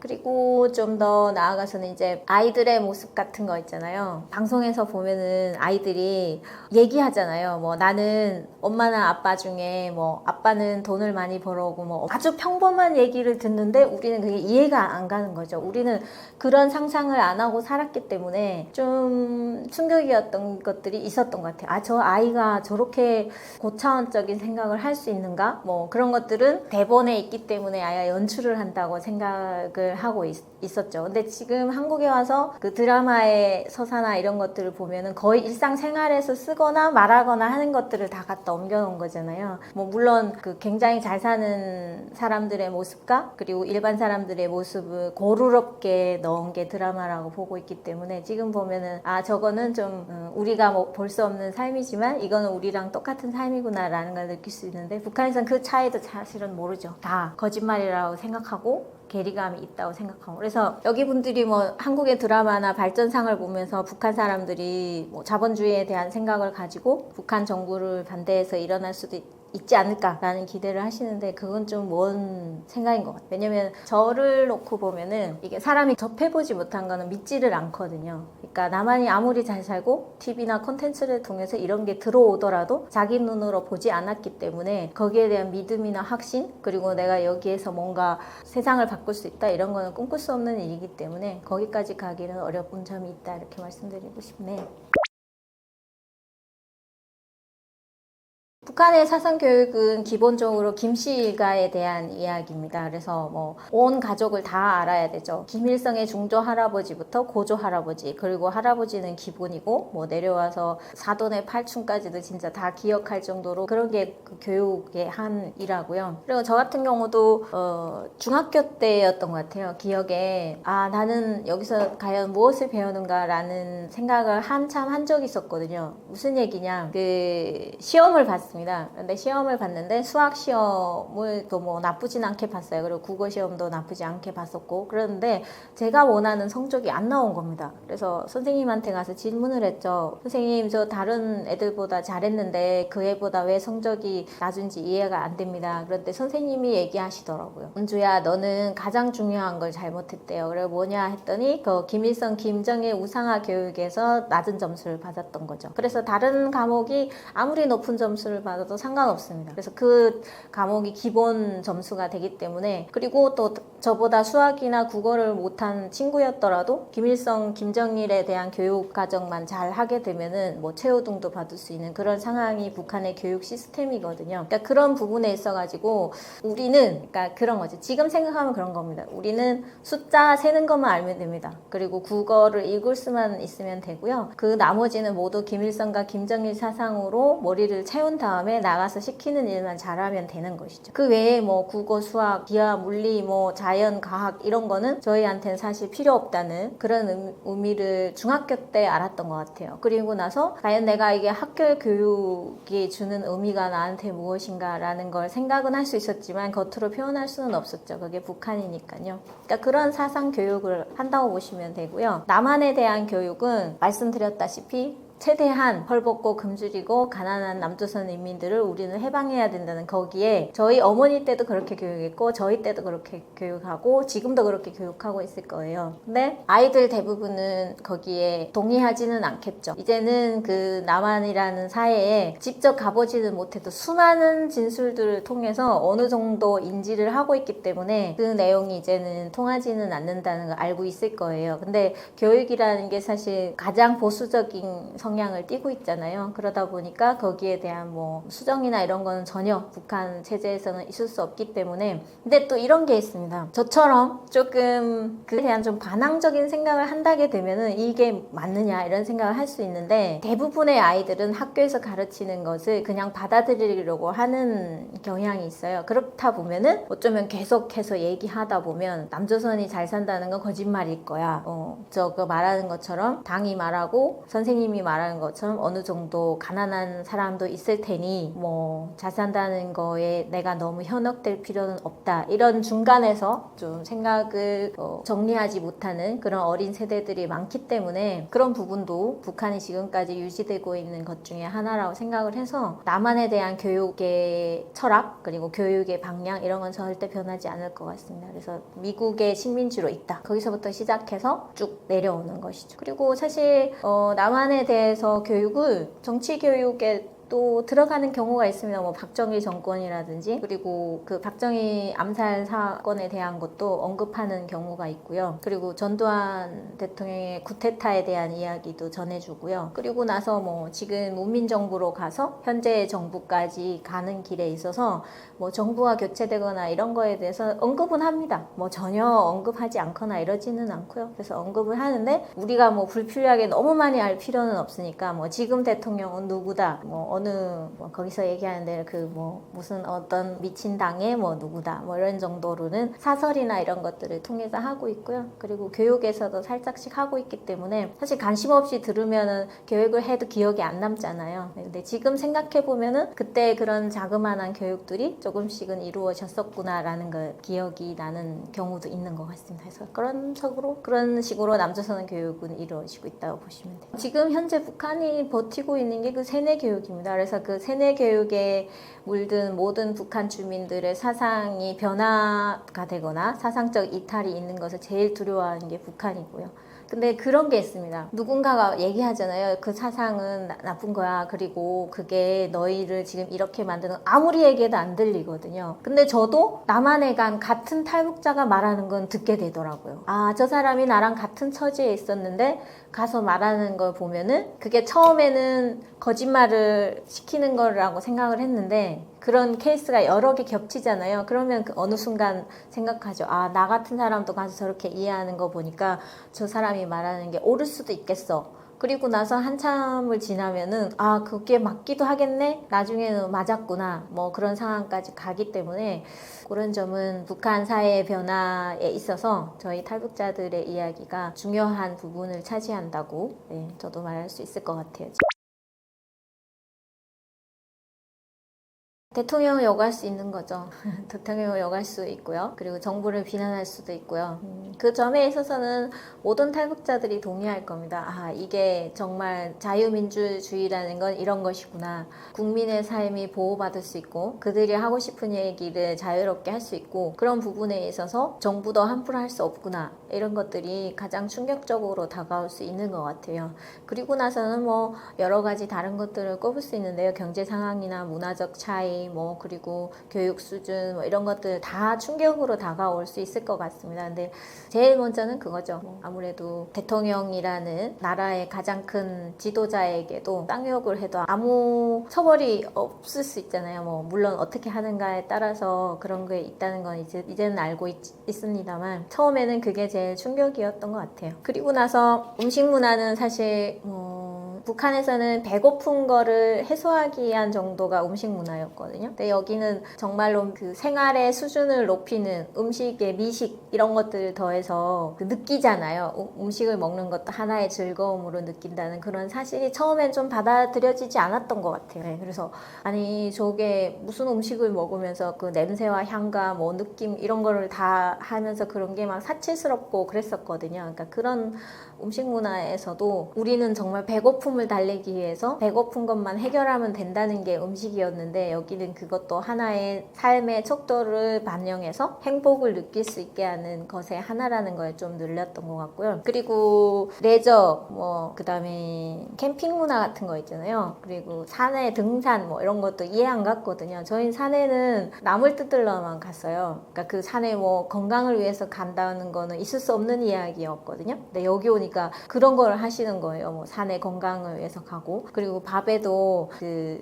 시래기나 무 같은 거 섞어서 밥을 먹잖아요. 뭐 보리밥을 이렇게 섞어서 먹는다든지 그런 것도 이해가 안 갔죠. 아 저거를 저희는 정말 맛이 없어서 안 먹었는데 여기는 건강을 생각한다면서 먹고 있으니까 그런 게 했고요. 그 중에도 가장 마음이 아프고 충격적인 건 음식물 쓰레기. 네, 그 얘기는 모든 탈북자분들이 하실 거예요. 뭐 중국에 오니까 쌀밥을 개가 먹고 있어서 놀랐는데 여기는 그렇게 버리는 뭐 음식 쓰레기가 1년에 몇 조가 된다는 얘기를 들으면서 한쪽에서는 굶어서 죽고 있잖아요. 근데 한쪽에서는 음식물을 처리를 못해서 그런 것들을 보면서 정말 안타까운 마음으로 그 예전에 그런 거 있잖아요. 막 그 조류독감 같은 게 돌아서 닭이나 그 짐승이 막잖아요. 그러면은 와 저거 나 버리고 묻어버리잖아요. 그거를 북한에 보냈으면은 북한 사람들도 먹었으면 얼마나 좋을까 막 이런 생각도 했었거든요. 물론 병의 확산을 막기 위해서 그렇게 묻을 수밖에 없는 상황이라는 걸 이제 알고 있죠. 근데 북한에서는 그렇게 전염병에 걸려 죽은 돼지, 닭, 개 뭐 다 먹었습니다. 그러니까 그 동물과 인간 병이 생기잖아요. 그런 것도 생길 수 있다고 저는 충분히 이해를 하는 것 같아요. 지금 보면. 그러니까 병에 걸린 돼지, 개를 다 잡아먹었으니까요. 그러니까 그런 것들, 이런 것들도 문화적인 충격 그리고 그런 속의 하나라고 말씀드릴 수 있을 것 같고 지금도 그거는 저는 이제는 아이 엄마잖아요. 내 아이를 키워낸 엄마로서 지금도 이게 충격적이고 면서도 또 부럽고 매일 느끼는 건데 우유 아이들 물처럼 먹잖아요. 여기 아이들은 우리 아이들은 지금 우유 먹으라고 해도 안 먹는데 북한에서는 갓 태어난 아이가 그 우유 없어서 굶어 죽거든요. 그래서 옥수수 죽 먹이고 그래서 속탈이 나서 죽고 이러는데 그런 것들은 아직도 충격에서 오래도록 남아있는 그런 상황인 것 같습니다. 네, 저는 그렇게 느끼고 있어요. 그래서 조금 처음에는 탈북자라고 얘기하는 거에 대해서 받아들였어요. 왜 저는 탈북자니까요. 그랬는데 지금 17년이 지난 지금은 당신과 비교해도 내가 아무 차이가 없는데 굳이 탈북자라는 경계를 지어서 말씀하시는 그런 것들이 이해를 하다가도 가끔은 이렇게 열받을 때가 있어요. 예, 나는 정말 한국화된 사람이고 한국적인 정서를 가지고 한국적인 마인드로 한국적으로 살고 있다고 자부하고 있는데 계속 이방인이라고 얘기를 하니까 그런 부분에 있어서는 좀 그렇게 느끼는 것 같아요. 그렇게 보이시나요, 제가? 북한의 아오지는 그냥 북한 일반 지역이나 마찬가지입니다. 여기서 한국에서 인지하는 것처럼 가장 북한에서 어렵고 가장 낙후되었으며 그리고 가장 인권이 유린당하는 뭐 그런 탄광만 줄비한 이런 지역으로 알고 계시는데요. 탄광이 있는 거 맞죠? 그리고 인권 유린도 있는 거 맞고요. 그런데 그런 지역이 아오지만 있는 건 아닙니다. 북한 전역에. 북한 전역은 어디나 그렇고요. 그리고 아오지 주변에도 아오지뿐만 아니라 샛별, 온성, 해령 그 주변이 다 아오지 같은 곳이었어요. 예, 그래서 막 특별히 아오지만 이렇게 하실 줄은 저는 한국에 와서 처음 알았어요. 그래서 평양보다 아오지가 더 유명하다는 사실에 저도 놀랐거든요. 이게 왜 더 유명해야 되지? 그리고 실제로 북한에서 오신 분들한테 아오지 아냐고 물어보세요. 몰라요. 그러면서 저 아오지에서 태어났다고 얘기하면은 그 아오지란 지명 거짓말로 지어낸 것 아니냐고. 북한 사람들도 그런다니까요. 그러면은 그만큼 인지도가 없다는 거잖아요. 그래서 실제로 아오지라는 말을 알고 있으시는 분들도 그 주변 사람 빼고는 잘 모릅니다. 진짜로 그 동네 해산이나 뭐 조금 나간 뭐 경성 이런 데 사람들도 경성도 그 함경북도 안에 군이거든요. 근데 아오지에서 내가 왔다 그러면은 너 거짓말 지어내는 거라고. 그래서 저도 충격이었어요. 그러니까 북한 사람은 아오지를 몰라서 충격이었고 남한 사람들은 평양보다 더 잘 알아서 충격이었고 그런 게 좀 아오지였거든요. 근데 아오지에 대해서 설명드리자면 탄광 지역입니다. 그래서 그 50cm 있잖아요. 논밭 있거든요. 논밭에서 50cm만 파면 바로 석탄층이 나와요. 그렇게 석탄이 굉장히 많은 곳이고요. 이 석탄이 왜 유명하냐면 철광석을 녹일 수 있는 석탄입니다. 그래서 우리나라도 철광석을 녹이는 포스코가 있잖아요. 그래서 이 아오지에서 나오는 같은 석탄을 쓰는데요. 어디서 가져오는지 아세요? 혹시? 호주에서 가져옵니다. 호주에. 그러니까 호주에서 가져오려면 얼마나 물류 비용이 많이 들겠습니까? 근데 북한에 아오지에 있는데 바로 가져오면 엄청 좋을 거잖아요. 그러면 아오지 석탄 다 어디로 가느냐? 중국이나 러시아에 수출합니다. 그런 것이거든요. 그래서 그 아오지는 해방 이후, 그러니까 8.15 해방 이후에는요, 그 정치범 수용소가 있었습니다. 거기에. 그래서 6.25 전쟁 당시에도 정치범 수용소로 거기를 활용을 했죠. 그리고 8.15 전에는 일제강점기 때는요, 징병으로 끌려오신 분들이 석탄을 캤습니다. 거기서. 그러니까 그때부터 석탄의 가치는 이미 알았던 것 같아요. 그러면은 그때부터 알았느냐? 또 아니죠. 더 위로 올라간다면 아오지라는 지명 자체가 여진족의 말이라고 해요. 근데 여진족의 말로 불붙는 돌이라는 뜻이랍니다. 그러니까 여진족이 살았을 때부터 이 지역은 불붙는 돌이 많은 지역이다 해서 아오지라고 불렀다는 거죠. 그리고 지금까지 내려온 상황인데 6.25 전쟁이 끝난 이후에는 수많은 국군 포로나 우영병으로 대체됐던 강제로 군에 끌려가신 분들 대부분이 거기에 정착을 했거든요. 그래서 자료에 보면은 7만에서 8만 정도 있다고 나오는데요. 그분들이 거의 다 그 석탄을 캐는 일에 동원됐다고 보시면 됩니다. 석탄 캐는 일은 굉장히 어렵거든요. 그래서 일반인들이 가기를 꺼려합니다. 갱이 무너져서 한 번에 40명이 50명 한 개 중대가 다 죽을 때도 있고요. 예, 그런 위험한 일입니다. 그리고 동발공이라고 해서 그 석탄이 들어갈 때 먼저 갱을 이렇게 굴을 뚫는 일이 있거든요. 그런 일을 하다 폭파돼서 시신조차 건지지 못하는 것도 많고요. 그러니까 뭐 하루에도 시신이 뭐 한두 구가 아닐 정도로 나올 정도로 매일 죽는 사람이 나오는 게 사실 그런 탄광 일이거든요. 그러니까 일반인이 가기 싫어하죠. 그러니까 국군 포로나 강제 우용병으로 끌려오신 분들을 거기다 다 넣은 겁니다. 그때 당시 7만이면 어마어마한 인력이잖아요. 그러니까 국군 포로나 우용병들을 교환을 안 시킨 거죠. 아예. 네. 원래는 교환해야 됩니다. 그 전쟁 포로기 때문에. 그랬는데 이승만 정부 때 북한 포로들 있지 않습니까? 그 거제 수용소에 있던 북한 포로들을 풀어주게 됩니다. 그래서 원래는 막교환을 해야 되는데 인원이 없었기 때문에 막교환을 할 수 있는 사람이 없었다고 하고요. 역사적으로. 그래서 그 7, 8만이 모두 그쪽에 남아서 석탄이 캐는 일을 하게 되었고 저희 할아버지도 외할아버지는 서울시 인사동 종로구 인사동 출신이셨고요. 친할아버지는 경북 영양 출신이셨어요. 그래서 앞집은 뭐 제주도 할아버지, 뒷집은 무슨 전라도 할아버지 이렇게 다 살았어요. 그 지역 자체가. 그래서 그 지역 토박이 말은 거의 안 썼고요. 저희 할아버지도 이랬어요 저랬어요 라는 말을 썼거든요. 이놈이 계집애 이렇게 하면 안 돼요. 밥은 먹었어요? 이런 식으로 그 요를 다 붙여서 얘기를 하셨어요, 할아버지가. 그리고 지금 생각하면 친할아버지도 경상도 말을 하셨던 것 같고, 근데 이랬나 저랬나 밥 먹었나 이런 거 있잖아요. 그렇게 하셨거든요. 그러니까 그렇게 오랫동안 거기서 일하시다가 돌아가셨고, 그게 아오지 지역이라고 보시면 됩니다. 근데 샛별, 온성, 뭐 해령 여기는 다 국경을 끼고 있거든요. 그래서 국경 지역보다 조금 안쪽인 은덕이라고 하는 그 아오지는 국경이 없었습니다. 그래서 국경 지역이 아닌 곳에 남한 출신자들을 모아놓은 의미도 있다고 해요. 왜냐면은 국경 쪽에다 배치하면 도망가잖아요. 네, 그래서 거기를 그렇게 했다고 하고요.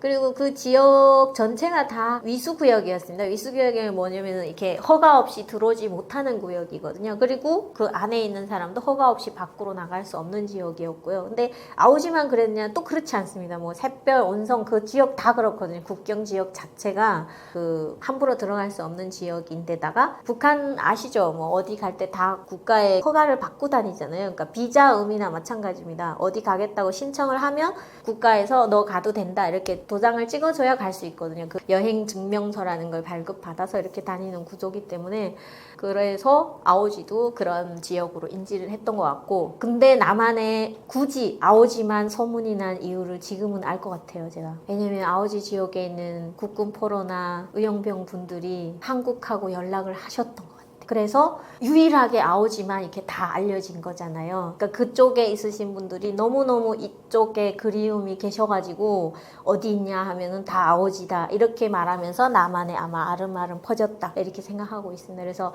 특별히 그 지역에 계신 분들 중에는 그 국군 장교 출신들도 많으셨다고 해요. 그러니까 그런 분들이 오고 싶으셔서 연락을 하셨겠죠. 어떤 휴민트나 이런 것들을 통해서. 그래서 그런 것들 때문에 아오지가 더 많이 한국의 기억이 된 게 아닌가 저는 그렇게 생각하고 있습니다.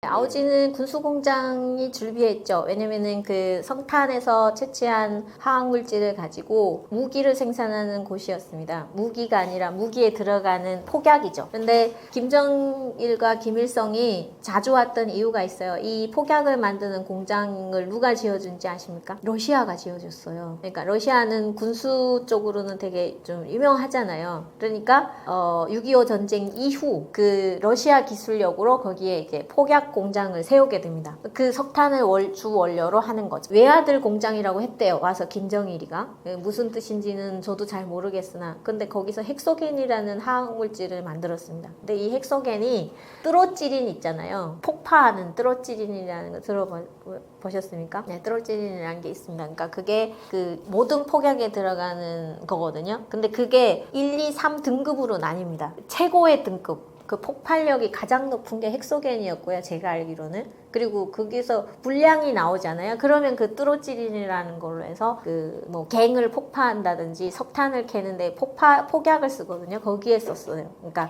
질이 낮을수록 민간이 쓰고 높을수록은 아예 국가가 가져가서 없었거든요. 그 공장이 1월 22일, 7월 7일, 뭐 이런 식으로 그 아오지 지역에 전부 다 있었고요. 그러니까 거기에 근무하시는 분들과 석탄을 캐는 탄광에 근무하시는 분들 이렇게 해서 아오지 지역이 10만 이상의 군 인구를 보유한 꽤 큰 군이었습니다. 근데 고난의 행군 끝난 다음에 반으로 줄었다고 하더라고요. 그만큼 굉장히 어려운 시기를 거쳤던 것 같고요. 군수공장에서는 또 어떤 일이 있었는지 살짝 말씀을 드린다면 탄광에서 있은 일들은 짐작을 가셔서 아시겠지만 군수품 공장에 대해서는 제가 타 채널에서도 말씀은 안 드렸었어요. 근데 여기서 말씀드린다면 어떤 게 있냐면요. 그 유산이나 아류산을 씁니다. 그 산 종류 아시죠? 황산 뭐 이런 산이거든요. 류산, 아류산 이런 것들을 통해서 가공을 하는데 이 그 유산은 굉장히 그 강력한 성분이잖아요. 화학 성분이어서 이 철도 녹이거든요. 그래서 그 유산이 지나가는 배관은 엄청 좋은 철로 해야 돼요. 그 산에 녹지 않는 철. 근데 그게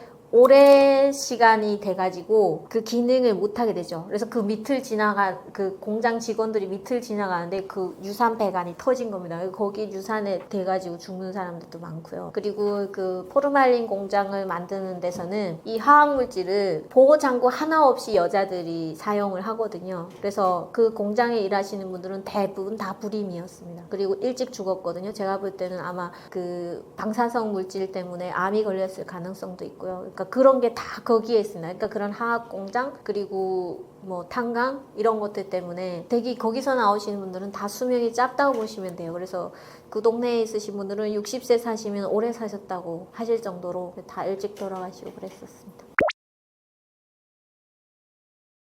아무래도 한국 물품이 가장 최고로 가장 인기 있죠. 주로 어떤 거냐면 옷. 그 옷이라게 되면은 잘 이해를 못 하실 텐데 저희가 여기서 옷을 버리잖아요. 우류수거함에 버리잖아요. 그럼 그 우류수거함의 옷들이 북한으로 들어오는 경우가 있어요. 어떤 경로를 통해서. 그러면 들어올 때 이게 라벨을 다 잘라서 들어오거든요. 한국 글자가 있는 거면 안 됩니다. 그래서 그렇게 들어오는데 그거를 아랫동네 물건이라고 얘기를 해요. 은어로. 근데 그런 거 찾죠. 옷 있느냐. 그래서 저 어떤 거 입었냐면요. 한국에 오기 전에 그 70년대 세라복 있잖아요. 세라복 같은 거. 그거를 학교 교복인데 버린 것 같더라고요. 그것도 저도 사 입었거든요. 꽤 비싸게 주고 사 입었는데 어떤 기억이 나냐면 이게 천 재질이 얼마나 좋은지 비가 오잖아요. 그럼 빗물이 또르르 굴러내려요. 나 그런 천 처음 봤다니까요. 그러니까 지금 생각하면 그게 무슨 천 재질인지 모르겠는데 어쨌든 그랬거든요. 그리고 때도 잘 안 타고 이렇게 L이 그 깃이 이렇게 있는 거였는데 세라복 있잖아요. 여기 줄이 두 줄 있었거든요. 검정색 줄. 근데 그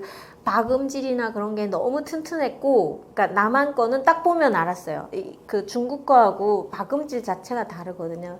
그래서 그거 하나만으로도 막 남조선에 대한 이미지가 어마어마한 거죠. 다른 건 보지도 않은. 근데 지금 나오는 애들은 물어보니까 말하는 밥솥까지 들어갔대요. 그래서 말을 해서 너무 놀랬다고 그런 얘기도 하시는 거 봐서는 정말 많이 들어간 것 같아요. 그리고 한때 그 소문으로 들었는데 평양에 뭐 고위층 간부 만화님들이 굉장히 좋아하는 샴푸가 있대요. 그러니까 저도 이게 궁금하잖아요. 어떤 샴푸인데? 그래 나도 좀 써보게. 엘라스틴 있잖아요. 네, 엘라스틴 쓴다고 하더라고요. 그 샴푸를. 그래서 속으로 그랬죠.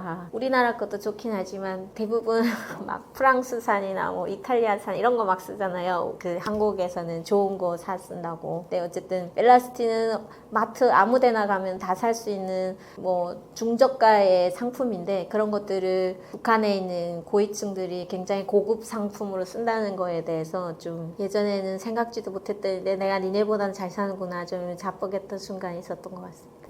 한국에 대한 건 그래 제일 좋고요. 한국 이야기 중에는 정치적인 이야기는 전혀 안 나옵니다. 그리고 궁금해서 물어보시는 분들이 계셨거든요. 연평해전 같은 얘기라든지 그리고 판문점 도끼 사건 이후에 있은 뭐 남북 간의 대결이라든지 이런 거 있잖아요. 근데 그런 거 대부분 안 나옵니다. 그래서 나는 연평해전에 대해서 한국 오기 전엔 전혀 몰랐고요. 그리고 목함지뢰 사건 있잖아요. 최전방에서 그런 일이 있었거든요. 목함지뢰 사건이 있어서 그러니까 두 군인이 이렇게 상하는 그런 일이 있었는데 거기에 대해서도 북한은 공식적인 보도나 언론을 통해서 알리지 않습니다. 그래서 북한 주민들은 대부분 모른다고 보시면 되고요. 네, 군내에서는 알려준다고 하더라고요. 군내에서는 뭐 이런 일이 있었다 이런 식으로 내려가니까 전파가. 그래서 그 정도만 알고 있고 북한 주민들은 그런 건 전혀 모르고 그리고 뭐 당이 두 개잖아요. 거대 정당이 두 개잖아요. 한국이. 그리고 여러 밑에 뭐 소수 정당이 있고 근데 이런 것들도 전혀 몰랐습니다. 북한은 당이 하나니까요. 그랬는데 여기 오니까 막 당이 여러 개인 거예요. 그래서 이건 또 뭐지? 막 이렇게 받아들인 적이 있고 그리고 한국에 대한 이야기 중에는 연예인에 대한 얘기가 살짝 있었습니다. 저희 때. 누구냐면 이미자 선생님. 네, 이미자 선생님에 대한 얘기가 좀 돌았습니다. 그래서 그 노래를 굉장히 잘하시는 분인데 그런 분이 있다. 이런 연예인 이야기가 좀 가십거리로 조금 돌고요. 남한 물건에 대한 이야기들 그런 것 빼고는 뭐 정치적인 상황이라든지 미국과의 갈등이라든지 그리고 경제적 수준 뭐 이런 거 있잖아요. 그런 거는 공식적으로 나오는 건 전혀 없어서 저는 개인적으로 그 북한에 보내는 전단지 있잖아요. 삐라에다가 그 경제 능력이나 이런 거를 글로 써서 보낸다잖아요. 그게 어떤 분들은 또 의미 없다고 하시는 분들도 있어요. 그게 굳이 그 사람들이 이해를 하겠냐. 근데 저 같은 사람이었다면은 그런 글을 보면서 거짓말이라고 하면서도 의심을 품을 것 같아요. 이게 과연 맞는가? 그 사람이 사실은 의심을 품는 그 단계에서부터 발전이 오는 거거든요. 그래서 개인적으로는 전단지에 한국의 정치 상황이라든지 이런 거를 글로 일러 적어 보내는 것도 나쁘진 않겠다, 뭐 이런 생각했던 것 같습니다. 그래서 저는 사실 그게 지금 우리가 할 수 있는 방법 중에 가장 의미 있는 일이라고 생각해요. 예, 그러니까 남북 간의 대화보다도 더 의미 있다고 저는 생각하고요. 탈북민들 대부분이 그렇게 생각할 거예요. 네, 왜냐면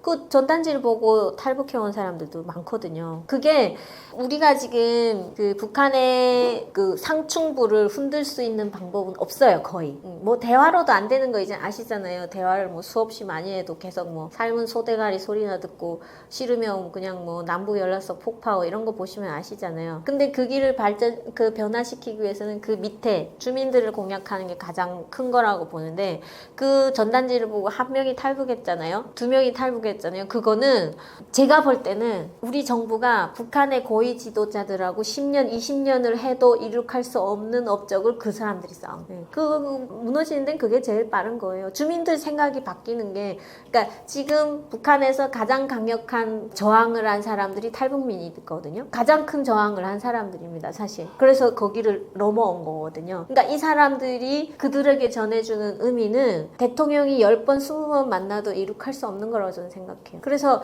그런 부분에 초점을 맞추기 때문에 국제사회가 그 풍선 날리는 일을 다 도와주고 있습니다. 오직 한국에서만 그걸 그렇게 난리치는 거예요. 그래서 그 풍선 단체들이 뭐 비리도 많습니다. 제가 보기에는 그 돈을 받아서 뭐 본인이 탐호한 사람도 있다고, 그런 거는 척결해야 맞지만 그 외에 그들이 하고 있는 정말 순수한 북한의 변화를 위해서 노력하는 노력은 국제사회가 인정하고 주고 있다는 점에서 한국에서도 그들과 힘을 합칠 좋은 방법을 찾아야죠. 그러니까 접경지역 주민들도 괜찮고 그런 방법은 꼭 있다고 저는 생각해요. 정말 우리나라 머리 좋은 사람들 많잖아요. 그래서 여기에 집단지성을 넣어가지고 모두가 해결할 수 있는 뭔가, 그러니까 그거나 마찬가지입니다. 우리가 그 응급실에 가는 사람 때문에 밤에 사이렌 울리잖아요. 그것 때문에 잠을 깨는데 그거에 대해서 소송하는 사람 있습니까, 없습니까? 그 소송하면 그 사람 미친 사람이에요. 누군가가 오늘은 사이렌 소리를 들은 응급실에 가는 일이 있었지만 다음엔 내가 될 수도 있는 거예요. 어느 날 내가 응급실에 실려갈 수도 있는 거 아니겠습니까? 그러니까 우리가 북한 주민을 우리와 똑같은 사람이라고 생각한다면은 그 사람들이 지금 깨지 못한 그런 상황을 깨줄 수 있도록 우리가 노력을 하는 거잖아요. 그래서 피해는 어쩔 수 없는 거거든요. 그 날려보내면은 북한이 반발할 건 뻔하니까요. 북한이 왜 반발하겠습니까? 자기네한테 치명적이기 때문에 그런 거예요. 그러니까 이런 것들에 있어서 좀 더 유연한 태도와 뭔가 좋은 아이디어가 나왔으면 좋겠어요. 저도 그래갖고 이번 정부에 들어와서 걱정되는 것 같아요. 전혀 못하게 할까봐. 그리고 거기를 막으면 다른 것도 다 막히거든요. 정치범 수용소는 사실 북한 정권이 자신의 정권을 강화하기 위해서 측근들을 없애는 수단으로 처음에 등장했습니다. 그래서 이 김일성이 자기의 권력을 잡으면서 반대파를 숙청하는 데 있어서 정치범 수용소를 처음 사용하게 되면서 곳곳에 만들어지게 됐죠. 정치범 수용소는 어떤 사람들이 가냐면요, 수령에 대한 반대를 했거나 이런 사람들은 대부분 정치범 수용소 간다고 보시면 되거든요. 반대 의견이 있었다면은. 그래서 예전에 그 박헌영이라고 들어보셨을 겁니다. 그러니까 박헌영을 처단하거나 김두봉이라는 반대파를 처단하기 위해서 이런 것들을 사용하기 시작했는데요.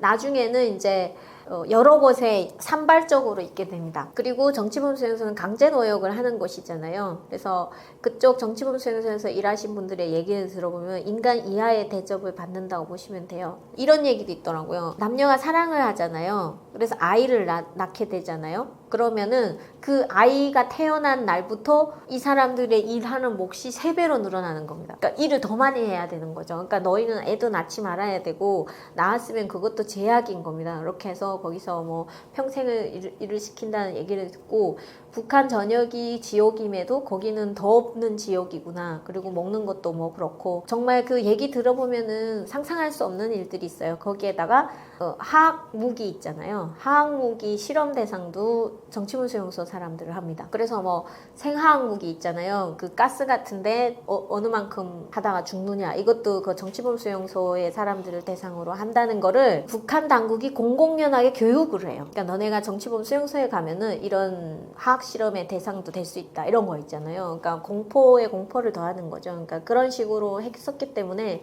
정치범 수용소의 사람들은 우리는 인간이라고 안 보죠. 같은 사람임에도 불구하고. 그러니까 그런 인식이 퍼다하게 퍼져 있고, 그 강제노역하는 건 물론이며 자녀부터 시작해가지고 3대가 다 간단 말이에요. 3대 이상으로 가기 때문에. 그래서 그 나중에 국제사회가 정말 많이 떠들었잖아요. 그 정치범 수용소에 대해서 뭐 이렇게 나와서 뭐 이런 것도 있고 하니까 지금은 없앴습니다. 여러 개 있던 거를. 그래서 저희 지역에 그 해령에 하나 있었거든요. 정치범 수용소가 18호였는가 그랬을 거예요. 근데 그 정치범 수용소는 없어졌습니다. 없어지고 지금 국제사회의 눈을 피해서 여러 개 있던 거를 이제 다 닫았고 오히려 지금 줄여가고 있고, 그럼에도 불구하고 없어진 건 아니고 계속 있거든요. 그래서 그 정치범 수용소에 있던 사람들을 이제 민간인 지역으로 변경을 하면서 정치범 수용소에 태어난 애가 있어요. 근데 지금 한국에 온 친구 얘기인데요. 거기서 태어났습니다. 얘는 뭣도 모르고 거기 태어난 거죠. 그래서 어떻게 그렇게 태어났냐니까 할아버지가 연세대 출신이시더라고요. 그러니까 해방 전에 연세 세브란스 의대를 나왔어요. 그러니까 엄청난 이게 지식인이잖아요. 그런데 북한에 가서 보건상까지 했습니다. 어느 지역에 보건상까지 했었는데 김일성의 마음에 안 들었나 보죠. 뭔가 잘못해서 정치범 수용소에 보냈고, 이 친구는 거기서 태어난 거예요. 근데 어느 순간에 이 지역이 민간인 지역이 되는 겁니다. 그래서 얘네는 정치범으로 있다가 민간인으로 어느 날 된 거예요. 그래도 민간인과 조금 다른 테두리 안에서 그 지역을 오고 갔다고 하더라고요. 근데 그 친구가 머리가 너무 좋았어요. 그러니까 북한은요 이런 게 있습니다. 머리가 너무 좋잖아요. 그러면 정치범 수용소에서도 걔네를 공부시킨대요. 저는 공부 안 시키는 줄 알았는데, 그래서 그럼 왜 공부시키냐, 그러니까 뭐라고 얘기하냐면요, 이 머리 좋은 애를 공부시켜가지고 의사로 배워준 다음에 다시 그 정치범 수용소에 와서 일을 하는 거예요. 그 안에서 의사가 있어야 되잖아요. 그러니까 그렇게 시키려고 했나 봐요. 근데 이 친구가 탈북을 했거든요. 탈북을 해서 지금 지난해 국시를 합격했고요. 할아버지의 모교인 연세대에서 지금 인턴을 하고 있는 친구가 있습니다. 그래서 그 친구의 사연을 제가 좀 잘 알고 있어서 말씀드리는데, 그러니까 그런 게 정치범 수용소죠. 그래갖고 정치범 수용소도 굉장히 나눠져 있습니다. 뭐 혁명화 구역이 있고, 뭐 완전 통제 구역이 있고 이런 것도 있고요. 그리고 또 국가 보안성이 관리하느냐, 뭐 아니면은 뭐 보위부가 관리하느냐, 여기에 따라서 또 좀 다르고요. 그래서 우리가 알고 있는 정치범 수용소는 한 번 들어가면 절대 못 나오고 죽고 이런 거 또 있고, 또 다른 형태의 그런 것들도 있고 그렇더라고요. 저도 와서 지금 그런 걸 알고 있습니다. 우리 때는 뭐 정치범 수용소에 들어가면 다 죽는 줄 알았죠. 그냥 죽어야지 나오는가 보다 이렇게 생각을 했는데, 그렇게 정치범 수용소는 북한 정권이 자신의 정권을 더 튼튼히 하기 위해서 북한 주민들을 강제로 수용하는, 인간을 인간답게 살게 하지 않는 가장 잔인한 곳은 맞고요. 그리고 국제사회의 이런 노력들, 그러니까 어떤 얘기까지 했었냐면요, 예전에는 들어가면 막 때렸어요. 그냥 그 들어가면은, 이런 데 들어가면 이유 없이 때렸거든요. 그래서 막 맞고 나중에 너 뭐 잘못했는지 말해라 이렇게 했는데, 지금 나오는 친구들이 이러는 거예요. 자기 들어갔는데 안 때리더라는 거예요. 그래서 왜 안 때리냐 이랬더니 장군님께서 너네 같은 거 때리지 말라 했다는 거예요. 무슨 얘기냐, 국제사회가 계속 인권을 얘기하니까 그 고문 그런 거 없애야 된다고 하잖아요. 그러니까 그거가 들어간 것 같아요. 그래서 조그마한 변화가 있다는 내용을 저도 지금 전에 듣고 정말 놀랬거든요. 그래서 우리가 이렇게 맨날 말로만 얘기해서 메아리가 돼서 전혀 돌아오지 않는구나, 메아리가 될 수 있을 줄 알았는데 안 되는구나, 이런 거 느끼고 있는 찰나에 오히려 북한에 있는 친구들이 그런 거를 느끼고 왔더라고요. 그래서 그 지금 연세대 의대 다니는 그 친구도 그 얘기를 하는 거예요. 인권이라는 얘기를 북한도 하거든요. 노래도 있어요. 사람은 태어날 때부터 인권을 가지고 났다, 이런 노래도 있거든요. 근데 그 인권이랑 우리가 말하는 인권은 다르잖아요. 그랬는데 우리가 되게 많이 떠든 거에 대해서 자기네도 그 안에서 들을 수 있었다는 거야. 그게 좀 놀랬고, 자기는 앞으로 그런 인권 활동을 하는 거에 대해서 굉장히 긍정적인 마음을 가지고 있고 본인도 거기에 참여하겠다. 왜냐면 북한에서 자기가 이런 목소리들이 변화시킨다는 걸 느꼈던 사람이기 때문에 하겠다는 얘기 듣고 저희도 진짜 감동했어요. 아, 그래? 우리 하는 거 아무 의미 없을 줄 알았는데 이런 일이 있었구나. 그리고 그 장애인 인권에 대해서도 계속 말하고, UPR 보고서라고 해서 유엔을 통해서 보내는 것도 있거든요. 북한에 너네 장애인 이렇게 하니까 인권 개선을 해라, 이렇게 보내는 게 있는데 유엔을 통해서. 그것 때문에 북한에서 그랬대요. 우리 장애인 인권에 문제 없으니 너네 들어와 봐라. 그래서 실제로 거기 특사가 들어가 봤대요. 그러니까 이런 것들은 정말 작지만 큰 변화라고 생각을 하고 있고, 그래서 그 정치범 수용소를 완전히 없애는데 가장 큰 힘을 하는 게 외부의 목소리입니다. 그래서 그런 외부의 목소리들을 더 낼 수 있는 그런 채널들이 많았으면 좋겠고, 언젠가는 정치범 수용소는 꼭 없어져야 되고, 근데 정치범 수용소가 없어지는 날이면 김정은 정권이 망하는 날이겠죠. 그러니까 그런 것들도 깊이 있게 생각해 주셨으면 감사하겠습니다. 오늘 정말 의미 있는 채널에서 저 불러주셔서 기쁜 마음으로 달려왔습니다. 그리고 여러분들께 그동안에 북한에 대해서 많이 들으셨겠지만 한 번 더 리마인드하는 시간이길 바랬고, 또 새로운 내용도 알아가시는 시간이기를 바래서 열심히 임했습니다. 그럼에도 불구하고 북한 이야기는 재밌는 것보다는 무거운 이야기가 더 많은 것 같아요. 그래서 이 영상을 보시고 많은 생각을 하시는 시간이 됨에 대해서 좀 미안하기보다는 감사한 마음을 전합니다. 그래도 그렇게 여러분들이 북한에 대해서 다시 생각한다는 것, 그것만으로도 북한 사람이나 그리고 북한 사람으로서 살았던 저나에게는 큰 힘이 되거든요. 그래서 북한의 인권과 그리고 북한 주민들을 한 번만 더 생각해 주시는 그런 시간이기를 진심으로 바라겠고요. 그런 의미에서 저도 저만의 목소리를 내고 있는 채널이 있습니다. 아오지 누나라는 채널을 하고 있는데요. 무거운 이야기나 그리고 사회에 논란이 될 수 있는 소재의 이야기들은 용기가 있어야 하는 것 같습니다. 그래서 저도 용기를 내고 그 채널을 하고 있는데요. 여러분들도 많은 힘이 돼주시기를 바라면서 구독과 좋아요도 함께 부탁드리겠습니다. 오늘 만나서 진심으로 감사했고 고맙고, 또 불러주신다면 언제든지 찾아와서 여러분께 북한의 이야기를 전해줄 수 있는 아오지 누나가 되겠습니다. 감사합니다.